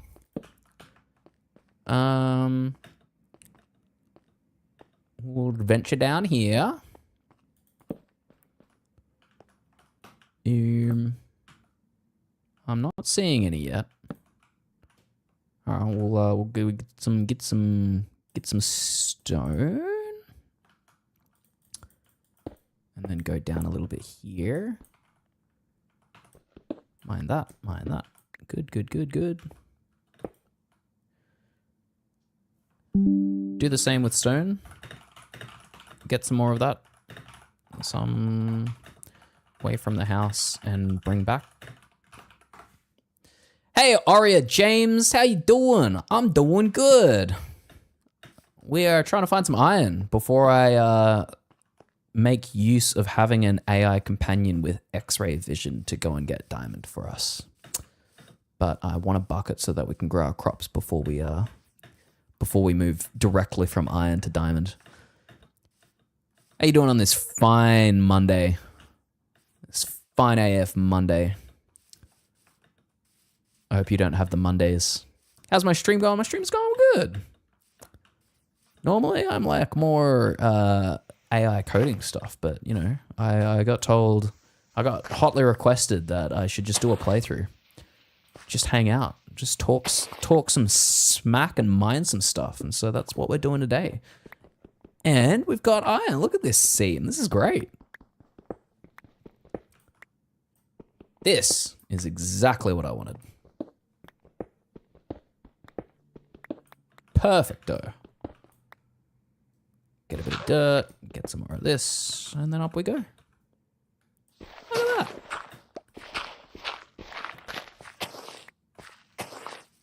We are schmoovin' now. Alrighty. Anything else to grab while we're here? Oh, it's a fox. Wait, you can oh, I don't have any bone with me. Can I put a leash on him? Come on.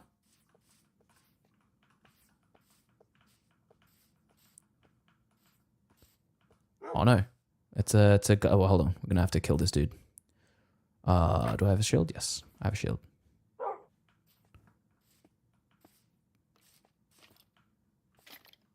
Go on, shoot me. Go on, shoot me. What is your fave game? Fave game. Come here, come here, come here. Give me your bones. Give me your bones. I want to feed my dog. Fave game. Oh. Oh. Wait, why are you attacking me? No. No, no, don't attack me. I thought you were supposed to be my friend. Don't kill me, please. Wait, why are you angry? Don't do this. Don't do this, doggy. I don't want to have to put you down. Don't do it. Favorite game, man, it's hard. In the past, I've said things like Kingdom Hearts, great game series. Dude, this dog does not seem happy with me. I didn't mean to hit you if I accidentally did, bro. No. Ow. Ah, I'm gonna die. No, don't do it. No, don't do it. No, don't do it. Ow. God damn it. All right, don't try and tame a wolf then. Come back and sleep. Sleep, bro. All right, we need our AI to come back. Come back. Yes, Kingdom Hearts is a fantastic game. Favorite games over the years have, you know, definitely been Pokemon as a child, Kingdom Hearts a bit later on. The Final Fantasy series was great. Got a soft spot for Factorio. That's a banger. Minecraft with like all of the automation mods is also an absolute vibe. Yeah, I don't know. Hey, our AI is coming back to sleep. Good man. Get in bed. Get in bed.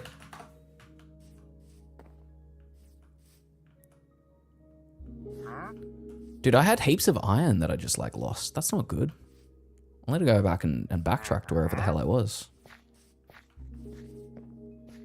Back with 72 cobblestone. Good. Where am I from? I'm from the beautiful land of Australia in Sydney. Full Australian, brother. But it's not like a far north accent or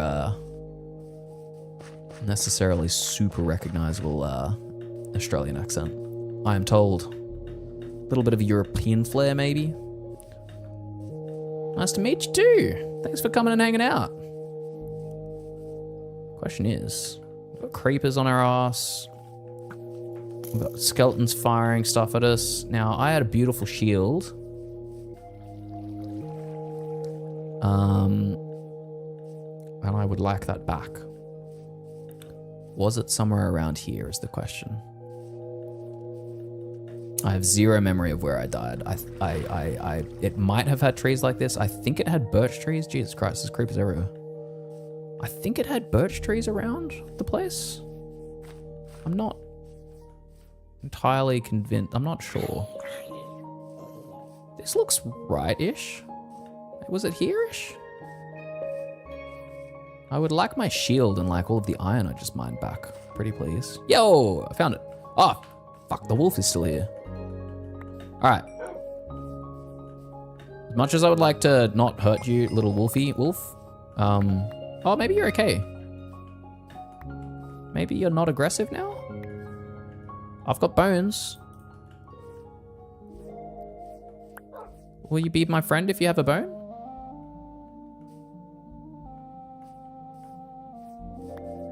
I don't know how wolves work. By the way, well, I have an offer. May I share it? If you wanna, it depends. Is it a business offer? You are free to join my Discord and hit me up there, but I am not much in the way of accepting offers at the moment, so you may be disappointed. Right-click it. Will it become my friend then? Yo! Hey, now it's a friend. Wait, does he follow me around now? Will he protect me against the wolves? Your offer is about graphic art design. I do not need any graphics arts design. I appreciate the offer, but I have no requirements for graphic design at all in my life at the moment. And if I was doing graphic design stuff, I'd probably be doing it as like a test bench against like for different AI that can do graphic design. So I fear I may not be a purchaser of your services.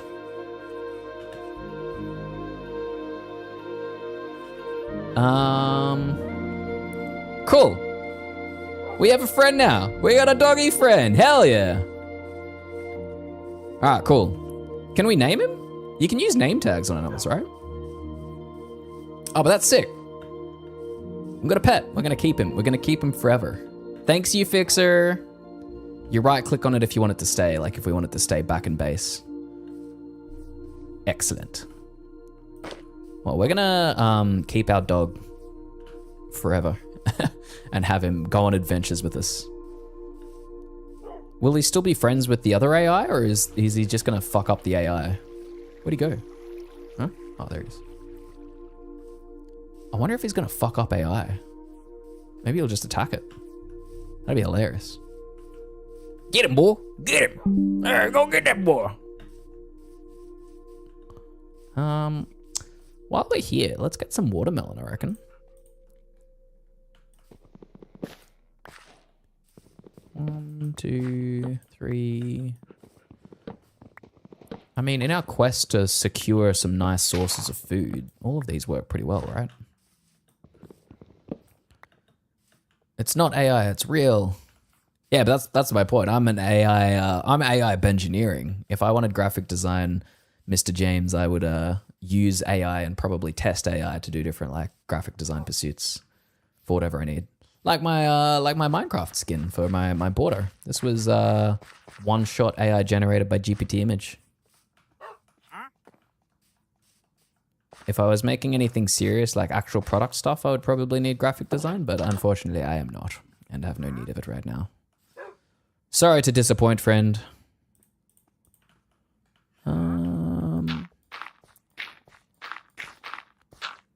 Let's put a bunch of stuff down. Let's put this here. Let's put...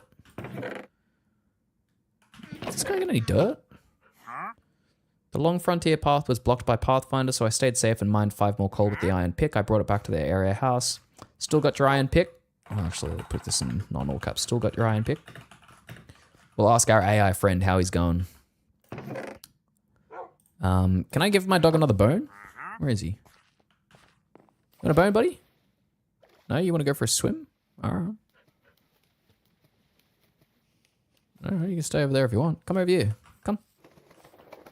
Oh, dude, I didn't know they shook. Also, I can't feed him more bones. You only need to feed him 1. All right. All right. All right. Let's smelt. This dude keeps pinching my furnace, so I'm gonna have to make another furnace because the AI has just stolen like 5 furnaces.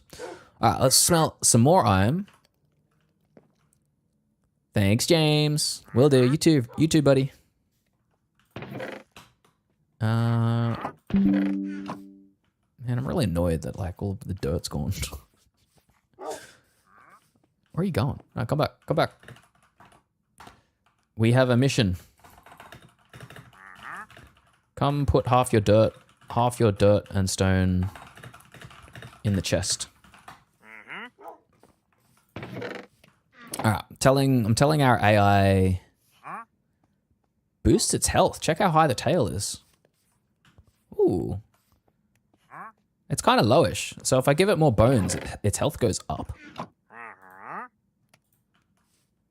But how did it, I can't, hold on. Let's get rid of this shield and let's... Nah, if I right click with the bone though, it just sits. Do I need to sneak? So if the tail is low, its health is low, and then I can feed it. But if I try and feed it a bone when its health isn't low, I just toggle it like sitting.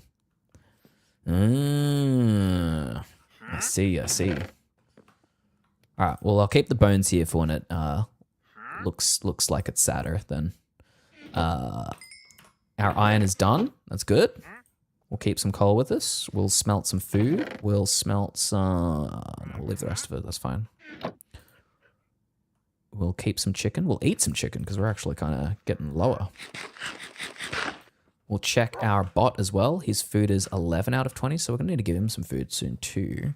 I might also... All right. First order of business. The whole point of going and getting iron was to get a bucket so that we could nick some water and then make a little irrigation system for our farm. There we go. Beautiful. Second order of business, I think, is we'll see if we can plant some melon. Okay, I can't just plant it there. I'll need to get the hose on it. 1, 2, 3, 4.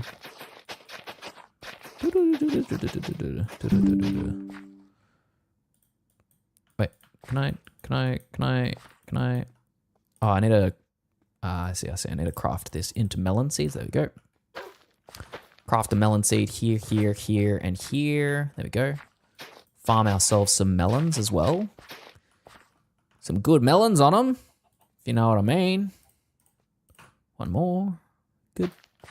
Then we can eat some melon slices. Yo! All right, cool. Melons are great.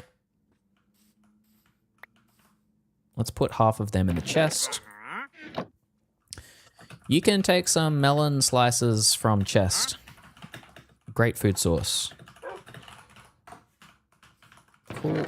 Let's keep our lead with us. Let's leave our wool back there. We'll keep some planks, get rid of some dirt. We'll save ourselves some... Actually, we might make a nice sword because we want some protection. I might also make a... What, have we got enough for boots? Let's make some boots. All right, cool. We got some armor, 2 armor. We've got boots. We've got a sword. We've got a shield.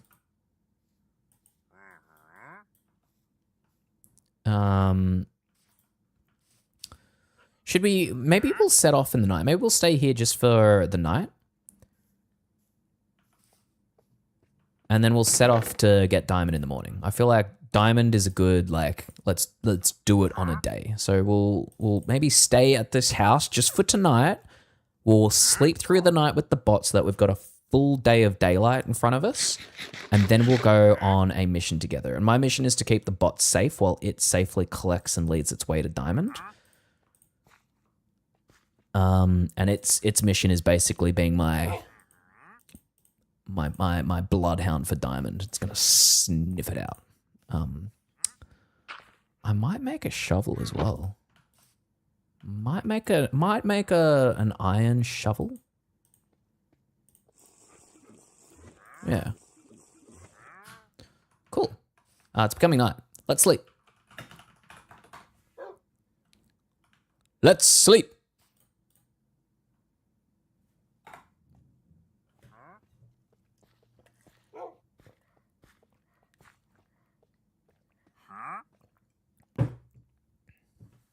All right, let's check if Codex is still running. Yep, still running. What's it running? It's running read recent events, navigate. So it's been walking around, having a look at food. If you want to see, this is how it checks its stats. It runs a SQL query against its status, and then it goes, that's my stats. And this is good because you can like get it to do things like run a SQL query to check its distance from different things, if it wanted to. It also lets me be lazy. If the bot can ask any question it wants to of the game with SQL, then I don't need to like make all sorts of different MCP tools for it to ask questions about the game. I can just be like, just run SQL for whatever you need to do, and then it can figure it out. And if it's smart enough, then it will figure it out, you know? All right, cool. Okay, let's walk away from the house. And then collect diamonds. It's time to go on an adventure.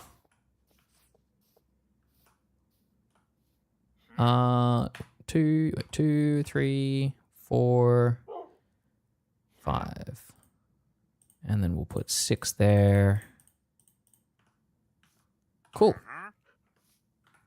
All right, we've given our AI friend the mission, and now it's like this AI bot is gonna take us to the diamonds, and all we gotta do is walk after the Muppet, figure out where he goes, let him mine the diamonds, and keep him safe. Not very good at the safety thing, excellent at the finding thing. So that's, you know, we'll abuse him for what he's good at.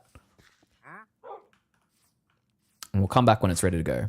Now, distinguished Minecraft enjoyers. I forget, is this wheat ready to harvest or is this one tick away from being ready to harvest? I think this is harvestable. I think this is ready to go.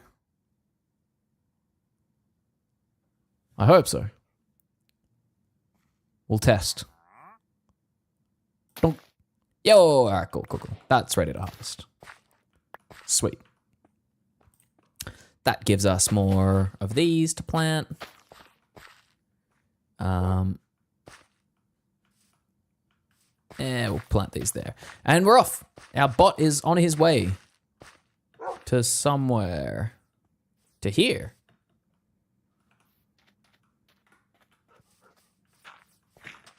All right, our bot's looking for diamonds right now. We're gonna keep pace with him and figure out where he goes. While you dig down, I will try and make a more staircase-looking thing so we can get back up. Because you're not very good at the building staircases downwards right now. You go wherever the hell you want and then just go back up. That's fine. Let's make it light. This is gravel. Oh, shit. No, we don't want that. Oh, goddamn. All right. Cool. Let's put this here. Put this here.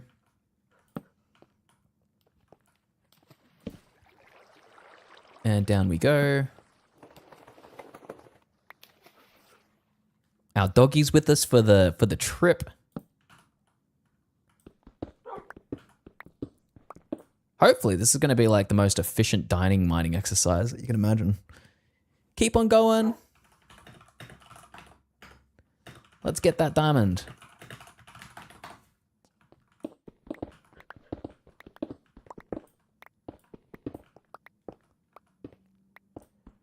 And off we go. Dude's mining way faster than I can keep up. Just straight down there. We'll keep this shaft that he's mining fairly well lit so that we don't get swarmed with les zombies. Also, this guy does not. He's just, jeez, he's going straight down. All right.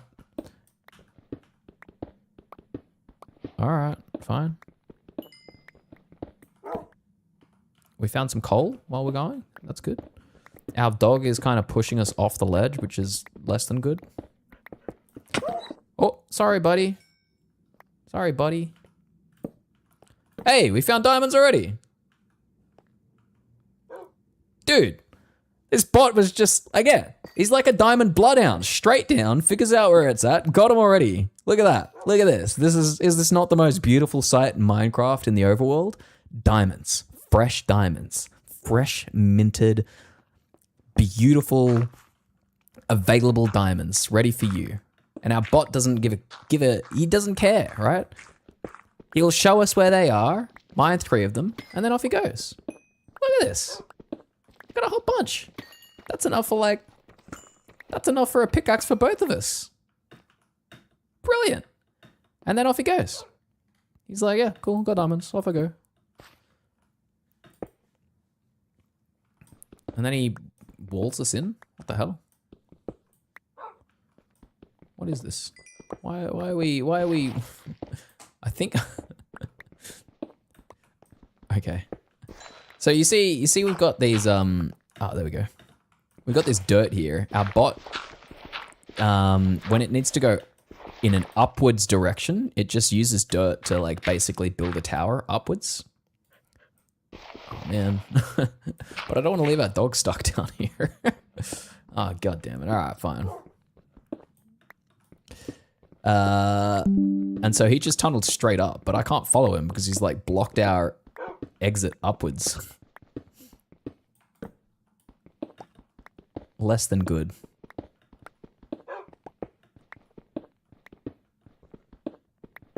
Less than good. So now I have to do the slow thing and tunnel up slowly. But hey, in terms of finding diamonds, brilliant. If he could like keep himself safe, then we could just say keep on going and finding diamonds. Just keep on running. Get in there, son. That's awesome though. So we've barely got food to sustain ourselves. We've got a little bit of iron, enough to get some basic stuff. Like I could make a bucket and boots, and then we skip the Iron Age completely, go straight to diamond. We could totally abuse this to also go into the Nether and get netherite, but also I think that's probably a bit too dangerous for our poor bot at this point. Although to be fair, he doesn't actually need any items. He could just go like naked, and then we could abuse his his bloodhound capability to go and mine stuff. And then we could just follow him and like mine it ourselves. And while we're here, we'll get a bunch of coal. We'll get a bunch of coal while we're here. I feel like having the dog in enclosed spaces is not like super convenient. Like, because you don't want to hit him. Like, he's the puppy. He's the dog.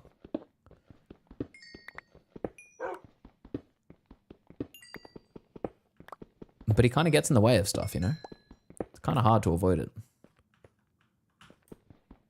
Far out, there is a lot of iron here. I mean, coal. Coal for days at the moment. All right, up we go some more. We broke our iron pickaxe. Good thing we got diamond. In fact, I could just make one now. Let's go. Oh, yeah. Diamond secured. Let's go.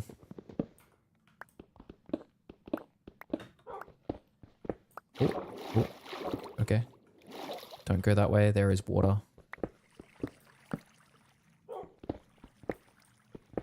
Dude, we got lapis as well? What the hell? I thought lapis was like uncommon if it was too high.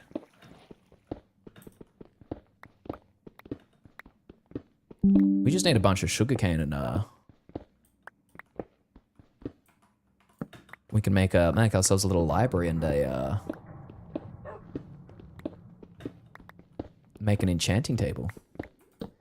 Need some obsidian. Need diamond for the enchanting table. Need some sugarcane to make books. We do need more diamond though. I feel like the most useful thing our bot can do now is probably go and like hunt diamonds for us. Oh shit. More water. That's not good.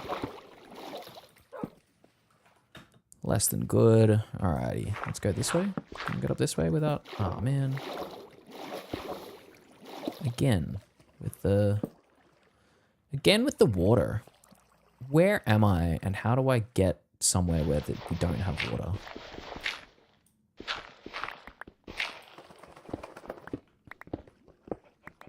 I hear chickens, so we must be close to the chicken farm.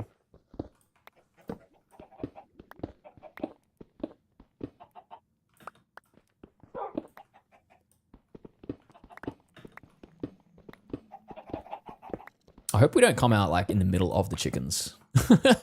And then they all drop into a hole and run away from us.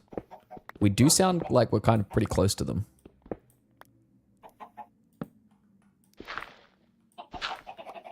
They sound really close. They sound like ridiculously close, honestly. Dude, look at how close we are to the chicken farm. That's nuts. Come on. Come on. All right. We almost tunneled into our own chicken farm. Hey, buddies. How you doing? All right, it's nighttime nearly, so it's time to sleep. Come back home. Come back to sleep.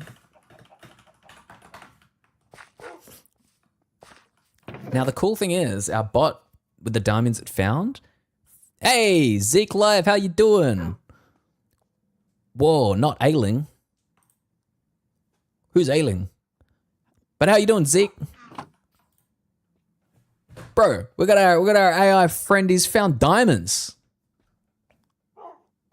Not AIing. I am actually playing, but I'm playing with AI. But the intention is actually just to game and hang out on stream a little bit more rather than build stuff for a little bit. You know, just got work on your first game jam with people. Hey, sick.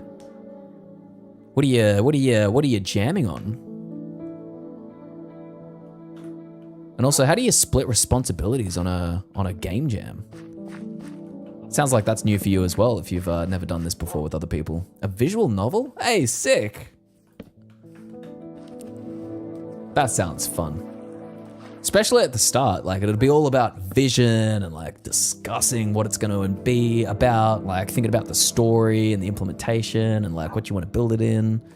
And the start of projects is always fun.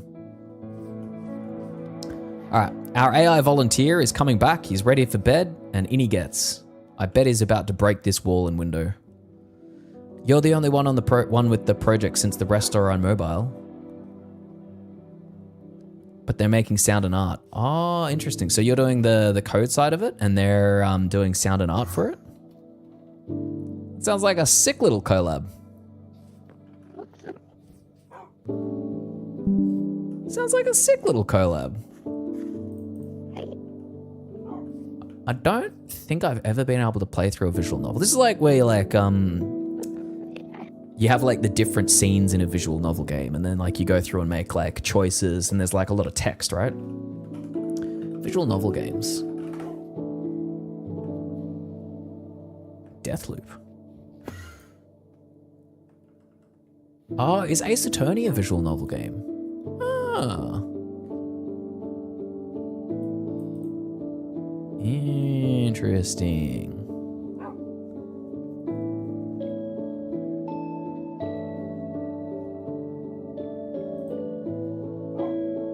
Yeah, choice-based. Choice-based, you choose different things, you navigate through them. That's like the,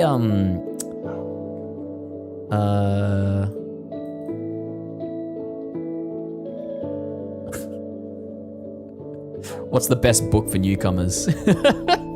Get recommendations like ranging from the Hunger Games to the Bible. Ace Attorney. I feel like if I was gonna break my visual novel cherry, pop my visual novel cherry, I'd probably do it with Ace Attorney. I feel like I've heard more about this game than anything else. People rave about it. Capcom Ace Attorney. Never played it, heard a lot about it. Using Google Slides for ideas currently, and copying it into the project if needed, or copying it into a PNG. Yeah, interesting. Are you doing animations with your visual novel game that you're building, or is it more like kind of like images of the different scenes and stuff as you're building through it?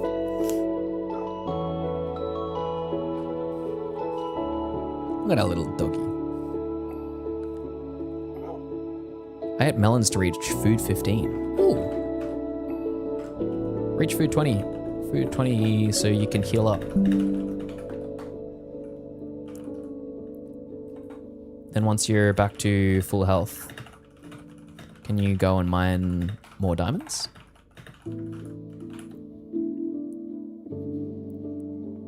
Try and get 10 of them. Let's give him a diamond pickaxe for his efforts, because, you know, the bot was able to find us like 11 diamonds in one go, so I think that's deserving of it getting its own pickaxe. Diamond pickaxe in chest for you to make it easier. So if he can just procure us diamonds and we can both get like full diamond armor, like, I feel like our AI companion has already paid for himself, and even if he dies and loses it all, like, go find more, you know?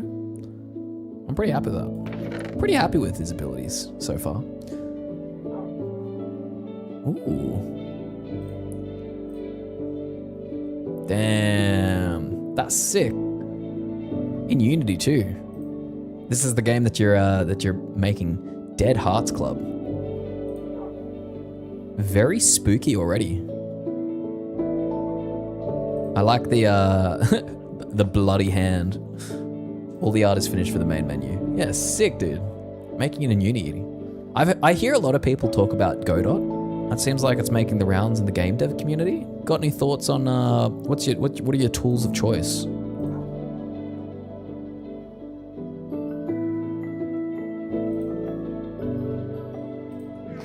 I am not a game dev. my closest dev efforts to game dev at the moment is dev AI bridge development, i.e., making this bot do feats of unimaginable power.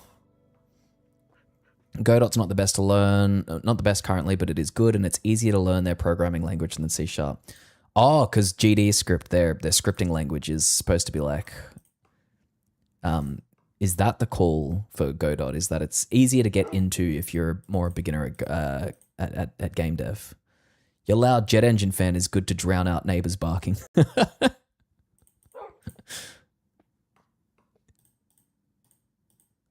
Why are your neighbors barking? What are they into? What kind of crazy shit your neighbors doing, brother? That you gotta drown them out. GD scripts like Python. Oh, I see. And Unity, yeah, Unity's all C# in the back end, right? God, I haven't touched C# for years. I made a Pac-Man clone for my year 12, like my final year of high school's programming, comsci, or whatever it was, subject. I used, I think Xamarin, maybe it was. Was Xamarin cross-platform or Xamarin the game dev one? But it had a game dev platform in C#. And I was like, I'm going to make Pac-Man. I'm just going to replicate it as one-to-one as I possibly can. And then I spent weeks trying to get it to work. Got it to work. Learned some really interesting things about Pac-Man by the end of it. You like the open source aspect to it. Yeah, I mean, it's nice having open source accessible like game dev tools, right? I also rate that. It's nice not having big proprietary engines that you need to rely on.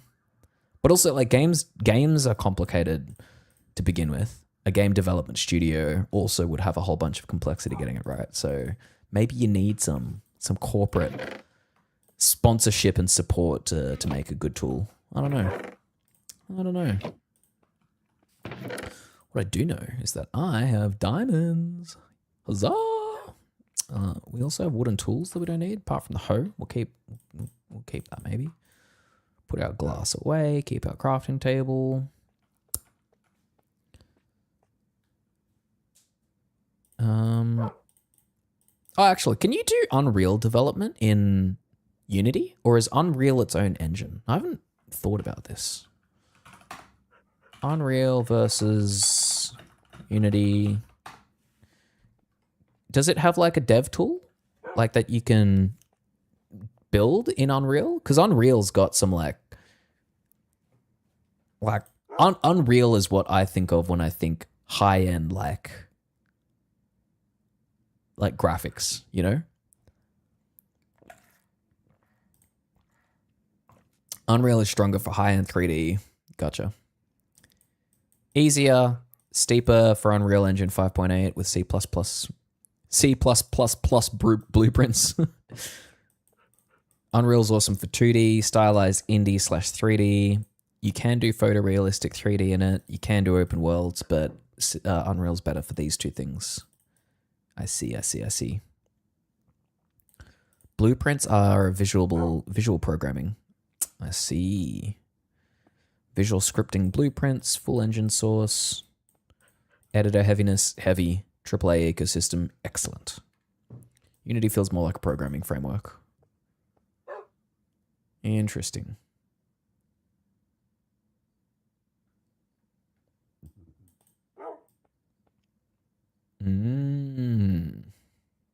Unreal's not the best for Linux though.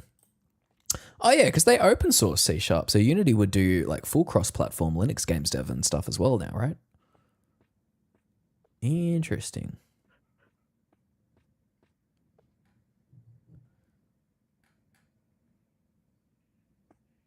Unreal gives you a very sophisticated renderer and excellent tooling for very complex 3D scenes, but Nanite, Lumen, etc. aren't free computationally. Both are basically free initially. And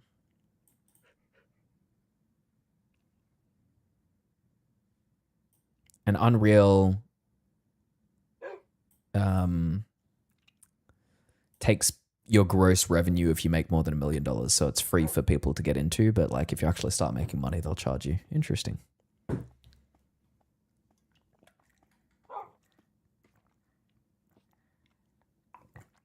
Unreal works, but your experience is crap. Installing it is bad. You like how easy it is to install Unity. And if you're already familiar with C#, which is a lot easier to get into than C++ stuff, definitely easier to start building there. Editor isn't as heavy as the Unreal Engine.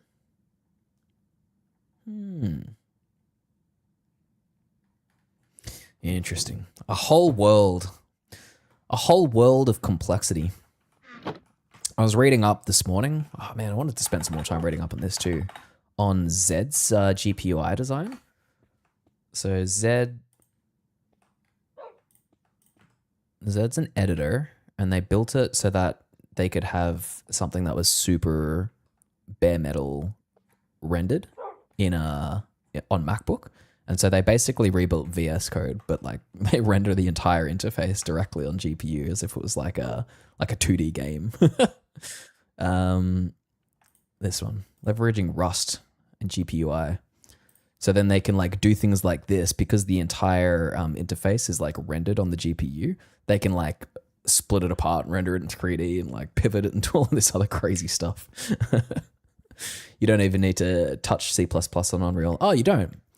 Interesting. You could if you wanted to, but hopefully they've taken care of most of the low-level stuff so that you don't need to dip into code if you don't want to, and that's why you'd use the blueprints or whatever to edit stuff.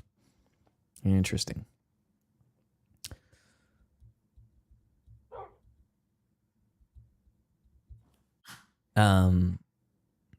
Yeah, I was reading through this. I didn't get through the whole thing, but like I thought it was really interesting when they were like, yeah, we have to go on back and like solve some really low level shader stuff to build out this framework. But I think as part of that, they created this framework, GPUI, which is a framework for doing a similar thing of like rendering user interfaces in GPU land. Sounds like the kind of fun thing that I'd love to like mess around with if I wasn't busy trying to beat this goddamn game. Oh shit, it's nighttime again. Come sleep. Wait, where did it go? Did our AI finally finish building this? Our AI volunteer bot stopped working. Wait, what happened here? Did he stop it or did he stop it? Foreground AI volunteer. He restarted it. What happened? Status failed. Runtime failure. Action busy. Oh, its action was busy and so it decided it would. Gotcha. Did you restart the server? Try restarting again. Looks like you're still not in the game.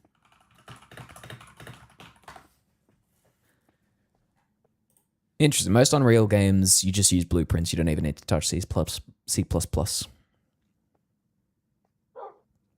It's interesting with all of the AI development stuff. I feel like there's, I don't know if Unreal, I don't know if any of them. Let's ask our friendly neighborhood GPT. I feel like having the ability to do some of the things that you would do with visual programming, but having an ability to plug AI agents in to control stuff, to be like, hey, can you move this here and connect these things to this and like automate or help you quickly move through some of those experiences would be helpful. But I don't know. Maybe this is just a skill set that like I'd learn, but I feel like, especially for like beginners that are new to these programs, having AI help them navigate it while also being able to like navigate it visually is probably like, that's what I think about like all programs, like even for video editing. I think it's helpful to have AI that can take some of the actions in these programs as well. Does Unreal or Unity support like an MCP server for doing the visual editing stuff? Do any of them support MCP servers or tools for like programmatically doing what you typically do visually? Yes, both do now, and this is one of the more interesting differences. Unreal has an official Unreal MCP plugin built into the editor. Sick. Runs an MCP server locally and lets MCP-capable agents directly manipulate it. Epic specifically exposes things like spawning actors, changing properties, configuring lights. So you can effectively say things like, put this here, and an agent can perform editor operations rather than just generating C++ for you. Okay, so that's Unreal. Unity also has an official Unity MCP server. Likely won't means it as good as rare programming. Connects external agents to a live Unity raw programming. Yeah. Live Unity editor and can expose scene hierarchy, game objects / components, console state. Newest Unity client even has an MCP built directly into it, so you can run Unity MCP. Or you can run it to configure specific tools, and then it can configure them for you. That's sick, dude. Have you used the Unity MCP to like play around with getting Codex or Claude to help edit projects or help configure stuff? You don't use AI? Not at all? Out of principle or because you don't want to pay for it? Client currently supports a fairly long list of agents. Nice.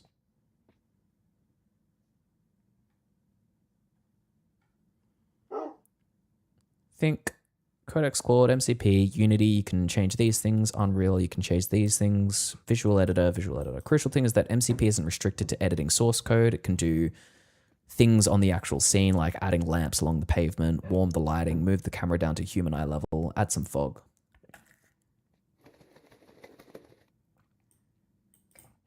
Nice. And you literally watch your scene change. Unreal is particularly compelling here.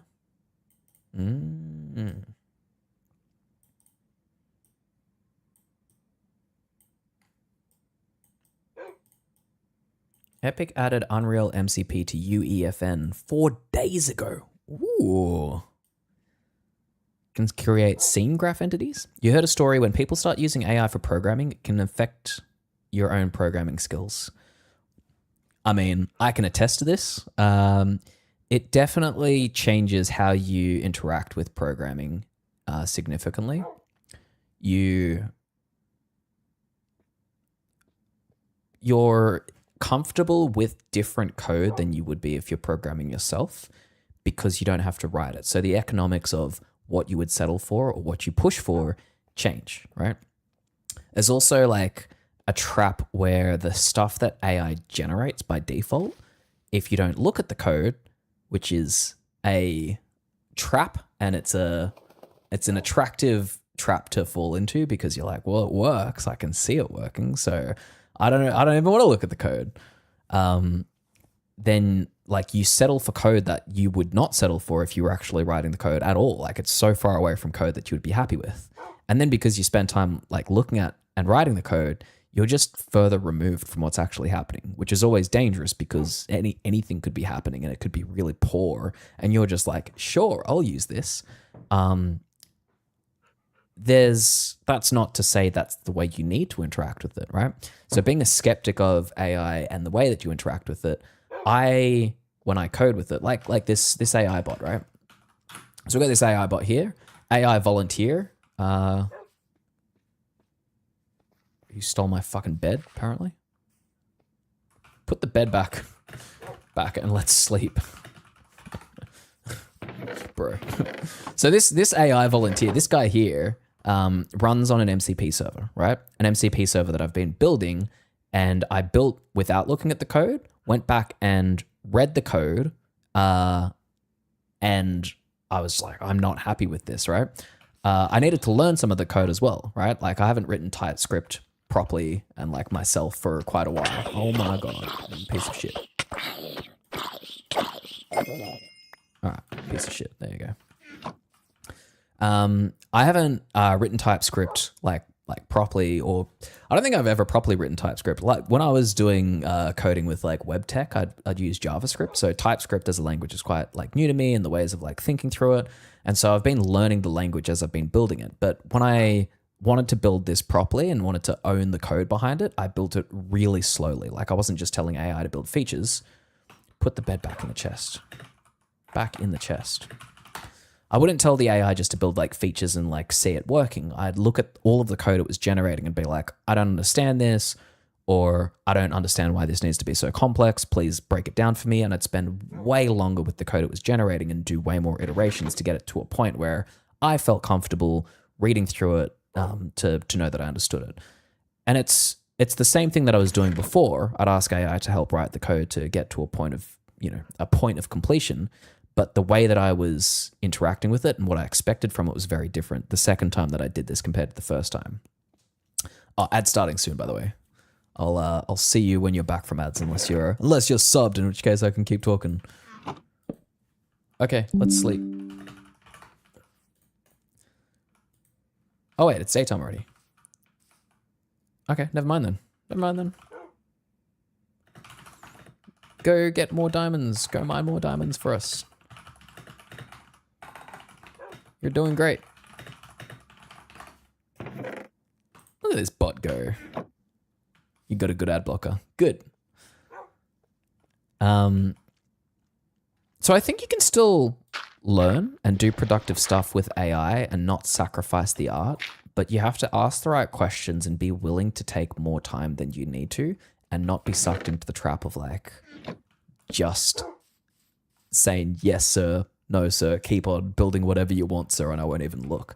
Like you have to learn enough about architecture and think about how the code comes together and ask all of these questions and learn things at a detailed level. Like you should be able to look at a line of code and reason about what it's doing and why it's there, right? So behind this MCP, this bot that's doing stuff for us, there's a whole ass code base that I've been building to enable it, right? And so you can go through this, like I can go through this mine AI folder structure and I can tell you what all of the files here mean because I've been like making conscious decisions about why I've built those files these ways and why I've put them there, right? So for all of the actions our bot can take, collect block, craft item, debug, execute JavaScript, which is conditional. I don't want this in our bot once we've like built it out more. You know, I can open up these and like talk about what's happening in it, right?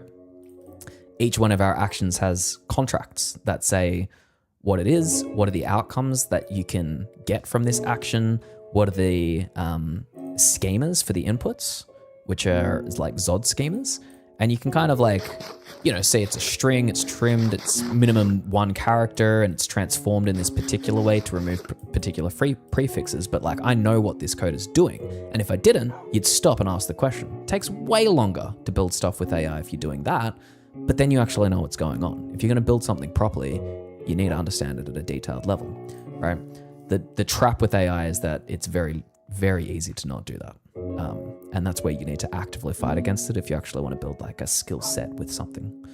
So I don't think AI on its own is bad. I think the way that you can engage with AI can be suboptimal. But if you have the right motivation, then you can use AI well or you can use AI not so well. But AI itself isn't to blame. It's more, what do you want to get out of it? How do you want to engage? Interesting. With all of this is very useful. I feel like I might play around. I might have a go at some time at playing around with Unreal MCP and UEFN. Let's read the release for this. Unreal MCP is now available in UEFN. What is UEFN? What is UEFN? What even is this thing? I want to know. Unreal Editor for Fortnite? A Fortnite specific version of Unreal Editor? Huh? Interesting. 3D scene editing, materials, lighting, animation,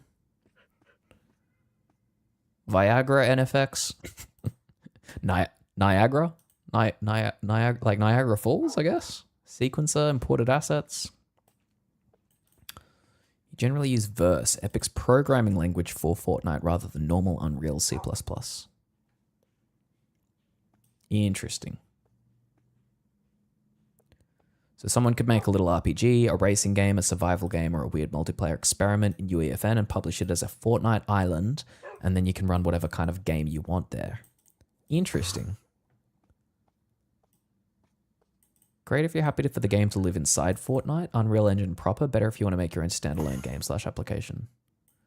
So UEFN is like between Roblox Studio and full Unreal Engine. How long has this been a thing for? How many people deving it? I've never really gotten into Fortnite. Like, I know it was very popular, but I can't say I'm like a Fortnite pro or anything. Agentic coding tools can work with you. This includes providing capabilities for writing and compiling verse, placing and configuring devices, creating scene graph entities.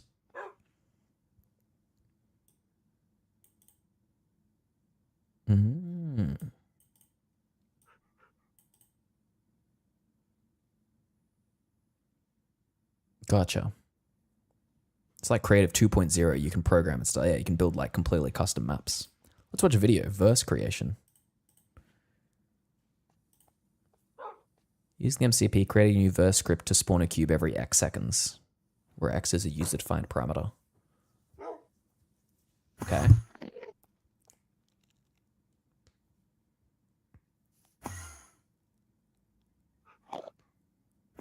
Reviewing the verse code.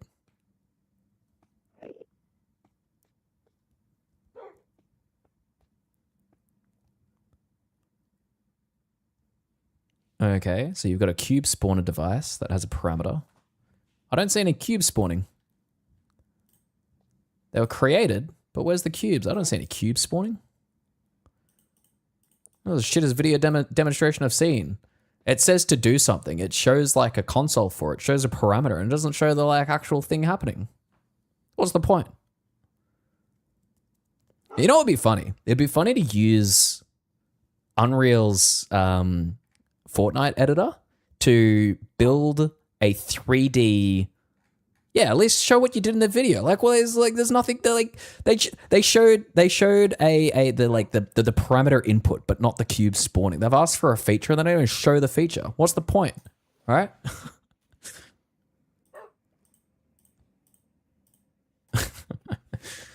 I reckon it'd be hilarious to build like Dota or like League of Legends in UEFN and have it as a custom game mode inside Fortnite.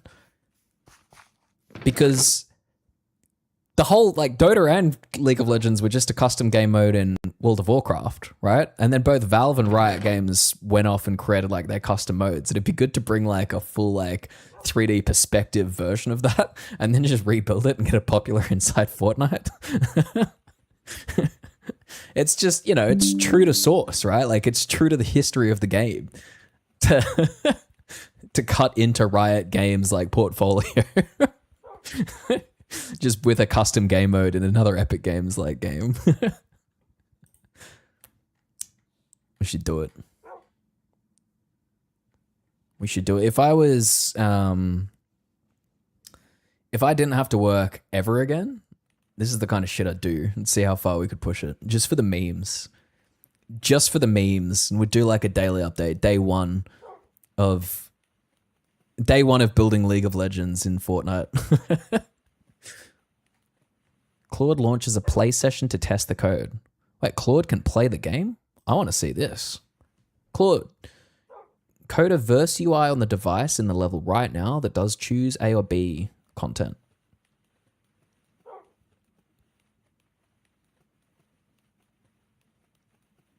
Oh, dude. Claude's playing a visual novel inside UE Fortnite. Dude. You could get Claude to playtest your game. Tell me what you see in the logs.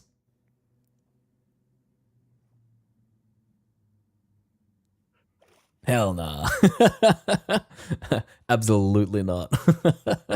That's crazy. Interesting. How the world moves, huh? How the world moves. All right. Where are we at? Where are we at? It is 5. I have been streaming for nearly 3 hours. We have 24 diamonds. Let's go. Excuse me? How's your pickaxe going? How's your pickaxe going?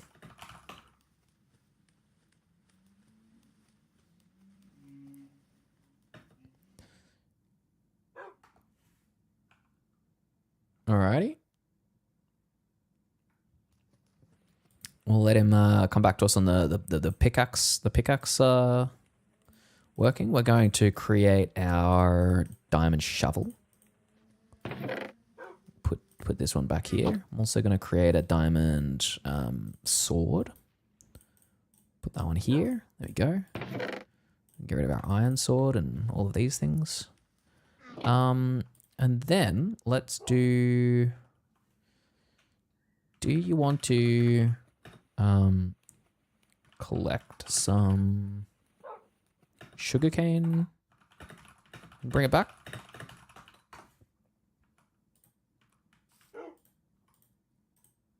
Let's create some armor. A helmet. A breastplate, the expensive one. And some legs. Dude. Our AI bot, like, collected enough diamonds that we've basically got full diamond armor. That's crazy. I'm protected as hell right now. Let's go. Oh, come back. Oh, come back. We need to sleep.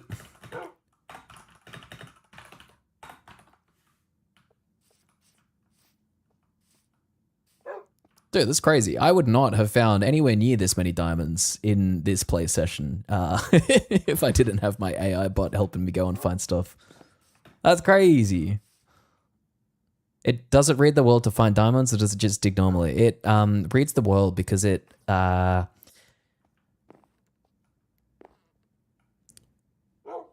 basically every turn, it's like got to call an action. If it had to read the screen or only see things in front of it and call an action, our bot would never do anything at all, right? And so I've given it these actions which are a bit higher level. So when it goes to collect diamonds, what actually happens is it fails a bunch of times apparently. It calls something like this. It says, I want to collect diamond ore. I want to collect 10 of them. And I... want to use scaffolding true, but don't collect anything. I've got a full inventory. And then you'll see it'll disappear. It'll say sim collect block succeeded. After 35 seconds, we requested 10, we gained 10, we broke 10 blocks, we've gained 10 diamonds, right? And so it'll do this and make these higher level calls. It doesn't even need to go and find the diamonds, right? That action itself can locate a loaded diamond, navigate to it, dig it, pick it up, etc. All of this is basically handled in this bot layer, which is a little bit like cheating from a human perspective, but by the same token, it's quite navigated. It's not making decisions on like as quickly as we are. It can't decide on things fast enough to actually like move around. So if you want it to, actually like navigate the world, it like needs to be able to make these decisions. And yeah, Baritone is the Java pathfinding library. We're doing this with Mindflayer, so we're using Mindflayer Pathfinder, which is definitely not as good or as deep as Baritone. Runs from JavaScript instead. And so we're a little limited in terms of the pathfinding library as well, which is where we've actually got to like go and do some dev work with AI and look at the libraries and understand like why certain like pathfinding movements don't work, et cetera, et cetera. But yes, Baritone and Alto Clef are definitely a good source of inspiration and like a good reference source for what we're doing with this bot, because Alto Clef is beating the game, right? Like it's my mission is to beat the whole game with a bot like this, but like on its own terms. So you give it access to these tools and it navigates the entire game and can beat the Ender Dragon at the end of the game as an AI. Somebody's already done that without AI. They did it years ago with just Java. They got Alto Clef and they gave it tasks and they essentially had one command, beat the game. And then that boils down into a whole bunch of like requests and kind of like tasks that then Minecraft navigates through to actually do everything. And so it'll be like, well, to beat the game first I need, to beat the game I need to get to the Ender Dragon, which means I need to get some Eyes of Ender, which means I need to go to the Nether, which means I need to build a Nether portal, which means I need a diamond pickaxe, which means I need an iron pickaxe. And so it basically recursively breaks down into these subtasks to get down to the very first unit of work that it can actually do, which is like, break a tree to get like a wooden pickaxe, right? And so then it will just constantly reevaluate this massive tree of tasks that it needs to do. Somebody has already beaten the game with that. So they've done a completely automated run through of beating the game end to end. What no one has done, to my knowledge, yet, which I'm trying to do, is beaten the game with an AI making the decisions. And you could just argue, well, why can't the AI just call the same method that beat the game like autonomously? And I'm like, well, you're not really testing the AI's ability to navigate the game. You need to give it tools, but not tools as powerful as beat the game. You need to give it tools that are like kind of atomic, like go and collect some blocks, use a chest, eat some food. Like you need it to manage the bot state, right? And so that's the goal, is to have an AI actually manage the bot state well enough to get through the game. Collect another, I don't know, 10 diamonds then? It said there was no sugarcane around, and so we are gonna go for a little swim to go and find some sugarcane, because we're already thinking about the opportunity to build a bit of a library. You stay. Is your tail still high? Yeah, it's still high. You should make it load chunks for itself as well. It actually does. So the bot that is here is like fully its own player, right? It loads chunks. It has its own state. It loads separate, like it has separate chunk load events to me. It has its own health and food, so you can see it's kind of like health and food bars here. You can see all of the chunks it has ever loaded here, so it hasn't actually gone very far.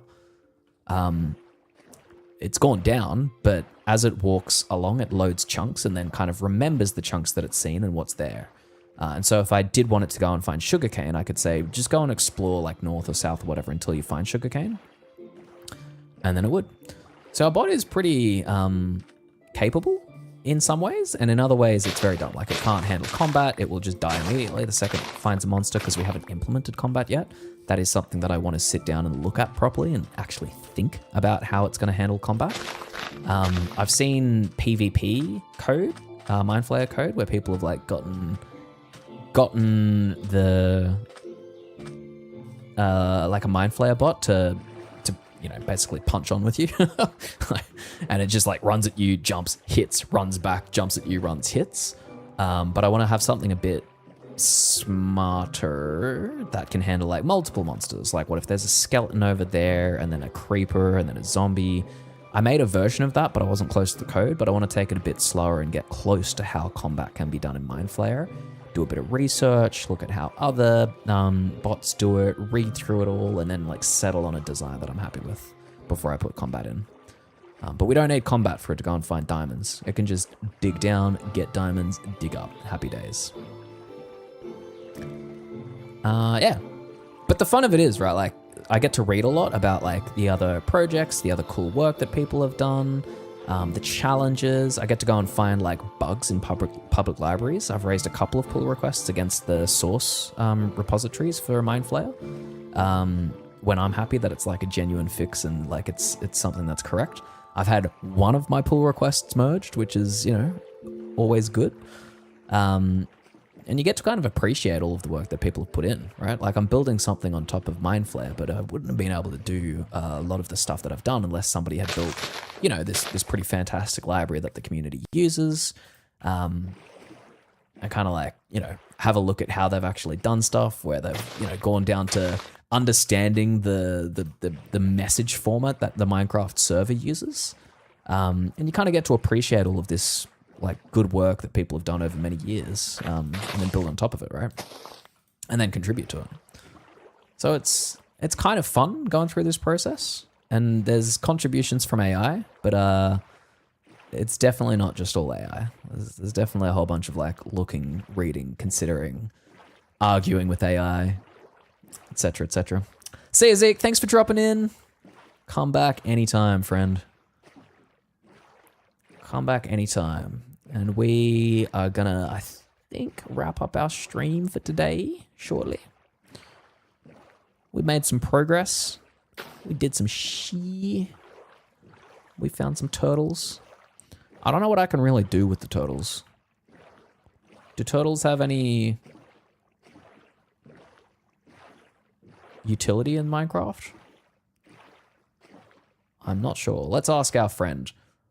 What's the point of turtles in Minecraft? We'll see what Luna knows.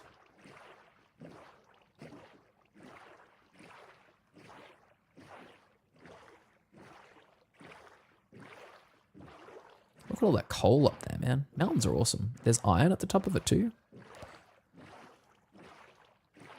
How far did I row? Have I missed our house? Where am I? I feel like I've rowed too far and like missed where we actually live. Oh yeah? This looks familiar. Is this where our house is? No? Maybe I'm just high. Maybe it's not familiar at all.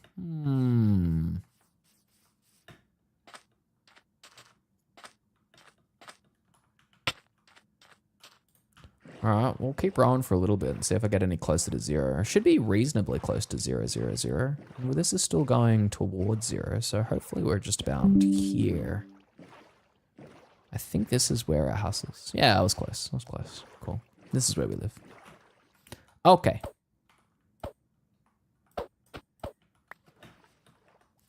Alright, we've got our boat. We're back home. We're safe. Our dog's here and happy. Good boy. Who's a good boy? Who's a good boy? Alright. Let's go and plant. Well, first, do we have got anything to harvest here? Yeah, kind of. Yeah, baby. Yeah, baby.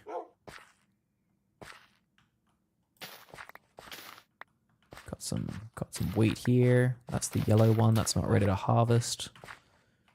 We got some things to plant. Good. Let's get our hoe and mine some more of this stuff. 1, 2, 3, 4. And then let's go and breed some chickens.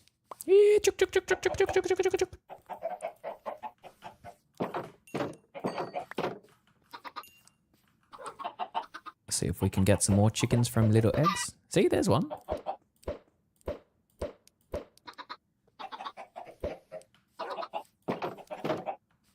Awesome. Awesome, we're doing good. We are doing good. This has been a very successful first session, I must say. We didn't unnecessarily die at night times. We died a bunch from, I guess, monsters. I mean, this poor dog. Our dog killed us once at the start of the game. And died from monsters a bit. Our bot definitely had a couple of fatal run-ins with zombies and creepers around the place. Turtles provide scutes when babies grow. 5 scutes make a turtle shell helmet for underwater breathing. And scutes brew turtle master potions. They can also be bred and their eggs protected on beaches. Interesting. Scutes. What the hell is a scute? Okay, let's sleep.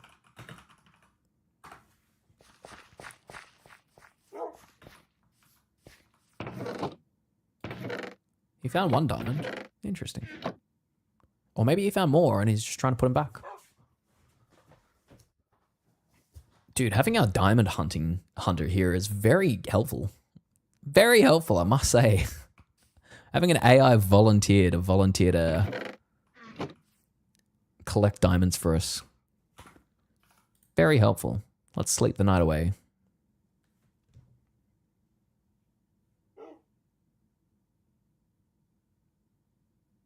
Look at that. So helpful. Did you find some diamonds? Did you find some diamonds, Mr. AI volunteer? Yes, the earlier run found 10 diamonds and I deposited them.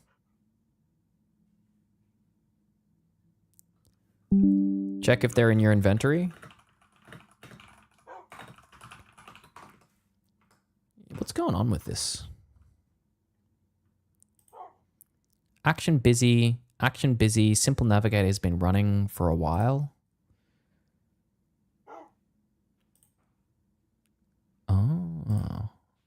Interesting. And then he hasn't been able to do anything for 30 minutes.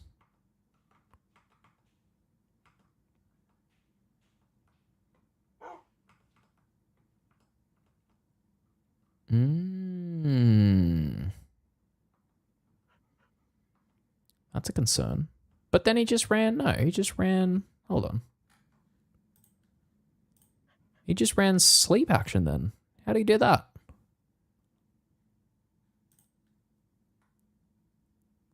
How do we sleep if he's been busy for 30 minutes? How have...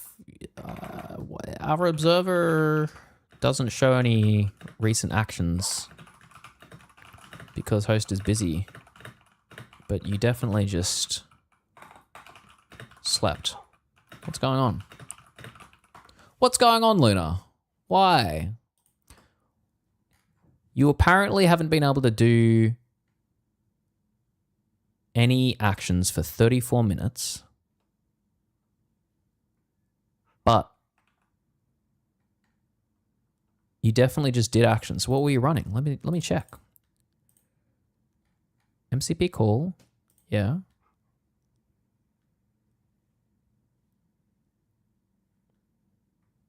Looks fine to me. Looks fine to me. So what happened?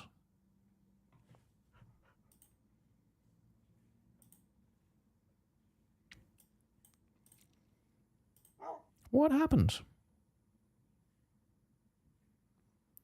The sleep really did execute. Mismatches because the managed host / observer is still busy or stale. MCP calls are currently reaching an external fallback host running in temporary mode. Huh? Why is it stale? Why is it busy / stale? Looks like it's stuck on an endless navigate call.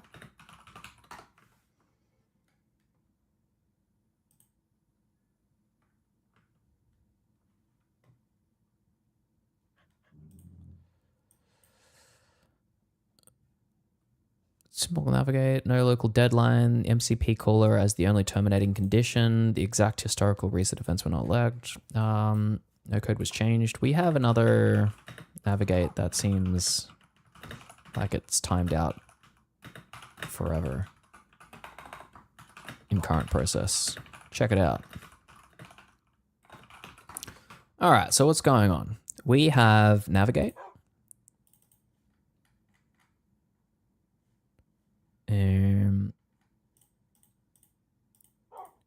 We await, we catch, we check if it's aborted, we fail. Look for evidence of our navigation, make sure that we haven't ended up in a different dimension. Check if our route was stopped for some reason. Navigation stopped. We had a response here. Navigation stopped. Pathfinder took too long to decide a path to goal. After 5 seconds. That's not a very long... What do you mean Pathfinder took too long? I don't think we attach a timer, do we? Simple navigate says await, navigate, create movements, goals, signal, go. That's it. And then we got a failed. Navigation stopped. Error. But it's not navigation failed, it's stopped. So navigation stopped is this reason here, which is the only place that it's called. So we get to here and our route status is stopped, which means it's not, we didn't have an error here. We had a route stopped there. Our navigate action is living in Pathfinder. Action cancelled, route stopped, resolve kind stopped for a stop signal. Abort, stopped. Yes. Set movements. But we just call go to and then check for an interruption. So this go to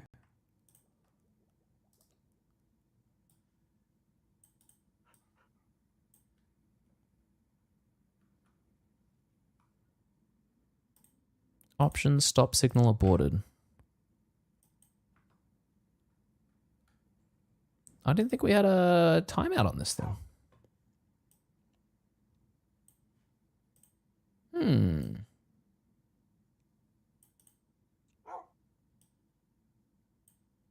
Simple navigate currently supplies no default timeout, so an unsettled pathfinder go-to can hold a single lock action indefinitely.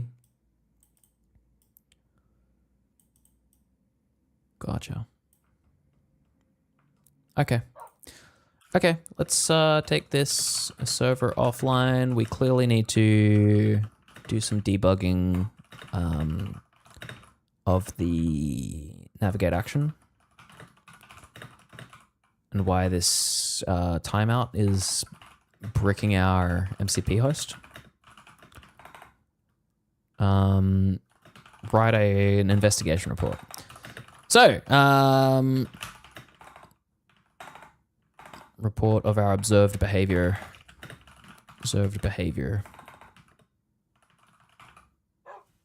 So we're going to steer this conversation, and we're going to get our Luna that has a bit of context on what it's found to dump a bit of a report, right? As you get your AI to go and like do stuff for you, sometimes it's helpful to like capture its thinking at a point in time, because you know, you're going to go away and come back to it. You're want to capture some of the context. It compacts and throws a bunch of stuff away, but sometimes you want to capture the value of the discussion you've had and what it's found, right? So it's done some investigation. We want to capture it. So we're going to say, write a bit of a report so that we don't lose the things you've seen and the insights you've got. So if another AI agent comes back to pick it up, or if you come back to pick it up in the future and need a bit more context on where things got to, you can just read this summary, right? I do this all the time. Sometimes it's good to get one agent to capture the context and take that and give it to another one. Especially for like research tasks, if you need it to like think deeply. I 100% advocate for capturing a coding agent's observations of what's happening on your PC, copy and pasting that into a web agent like ChatGPT or Claude AI Web, and letting it do more of the research, like putting it in DeepThink, or just saying, all right, go out and like search the internet for solutions to this, look at Reddit or look at, you know, wherever, and do some deep research on this topic, and then getting the findings from that and giving it back to the coding agent, right? Your coding agent is great at coding. I find that the web agents, like in your browser, are really good at research. I don't know if this was the case and is now no longer the case, because local tools can do the same. They have access to the same web environment that the web browser-based agents do. But I still feel like if you want the best like research or like web access, it's still better to Minecraft server is still running. Stop that too. Stop the Minecraft server. Now, and let's copy path. Add your own observations.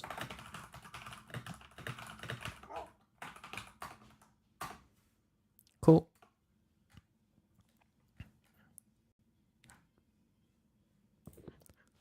We'll get our guy to stop the server. Yeah, I just think you get like, I've found I got pretty good outcomes from running a command in a codex like locally, and then taking the output and give it to a web agent to do like proper research, and then bringing the result of that research back and giving it back to the coding agent. And sometimes doing this is a bit of a back and forth. It can be the same way with like going from ChatGPT and trying out Gemini or Claude to see if it has a different take on the matter. There are ways of orchestrating this stuff more automatically, but there's always good old copy paste and just getting your agents to kind of like do this handoff process, right? Files are a great handoff mechanism. It writes, another one reads. Simple, stupid, just like me. And that works just fine for me. But I'm going to stop here. This has been good chat. Thank you for joining me for another little foray into the world of Minecraft and AI bots.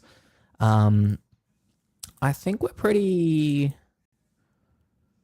I think it's just me and Pinky and then YouTube. So I might skip rating this time and just log off and 07 you and see you next time. Apologies, I keep on saying I'll be back in 2 days and then taking like 4 or 5 days off in between streams, but I should be back in 2 days to do more playthrough stuff.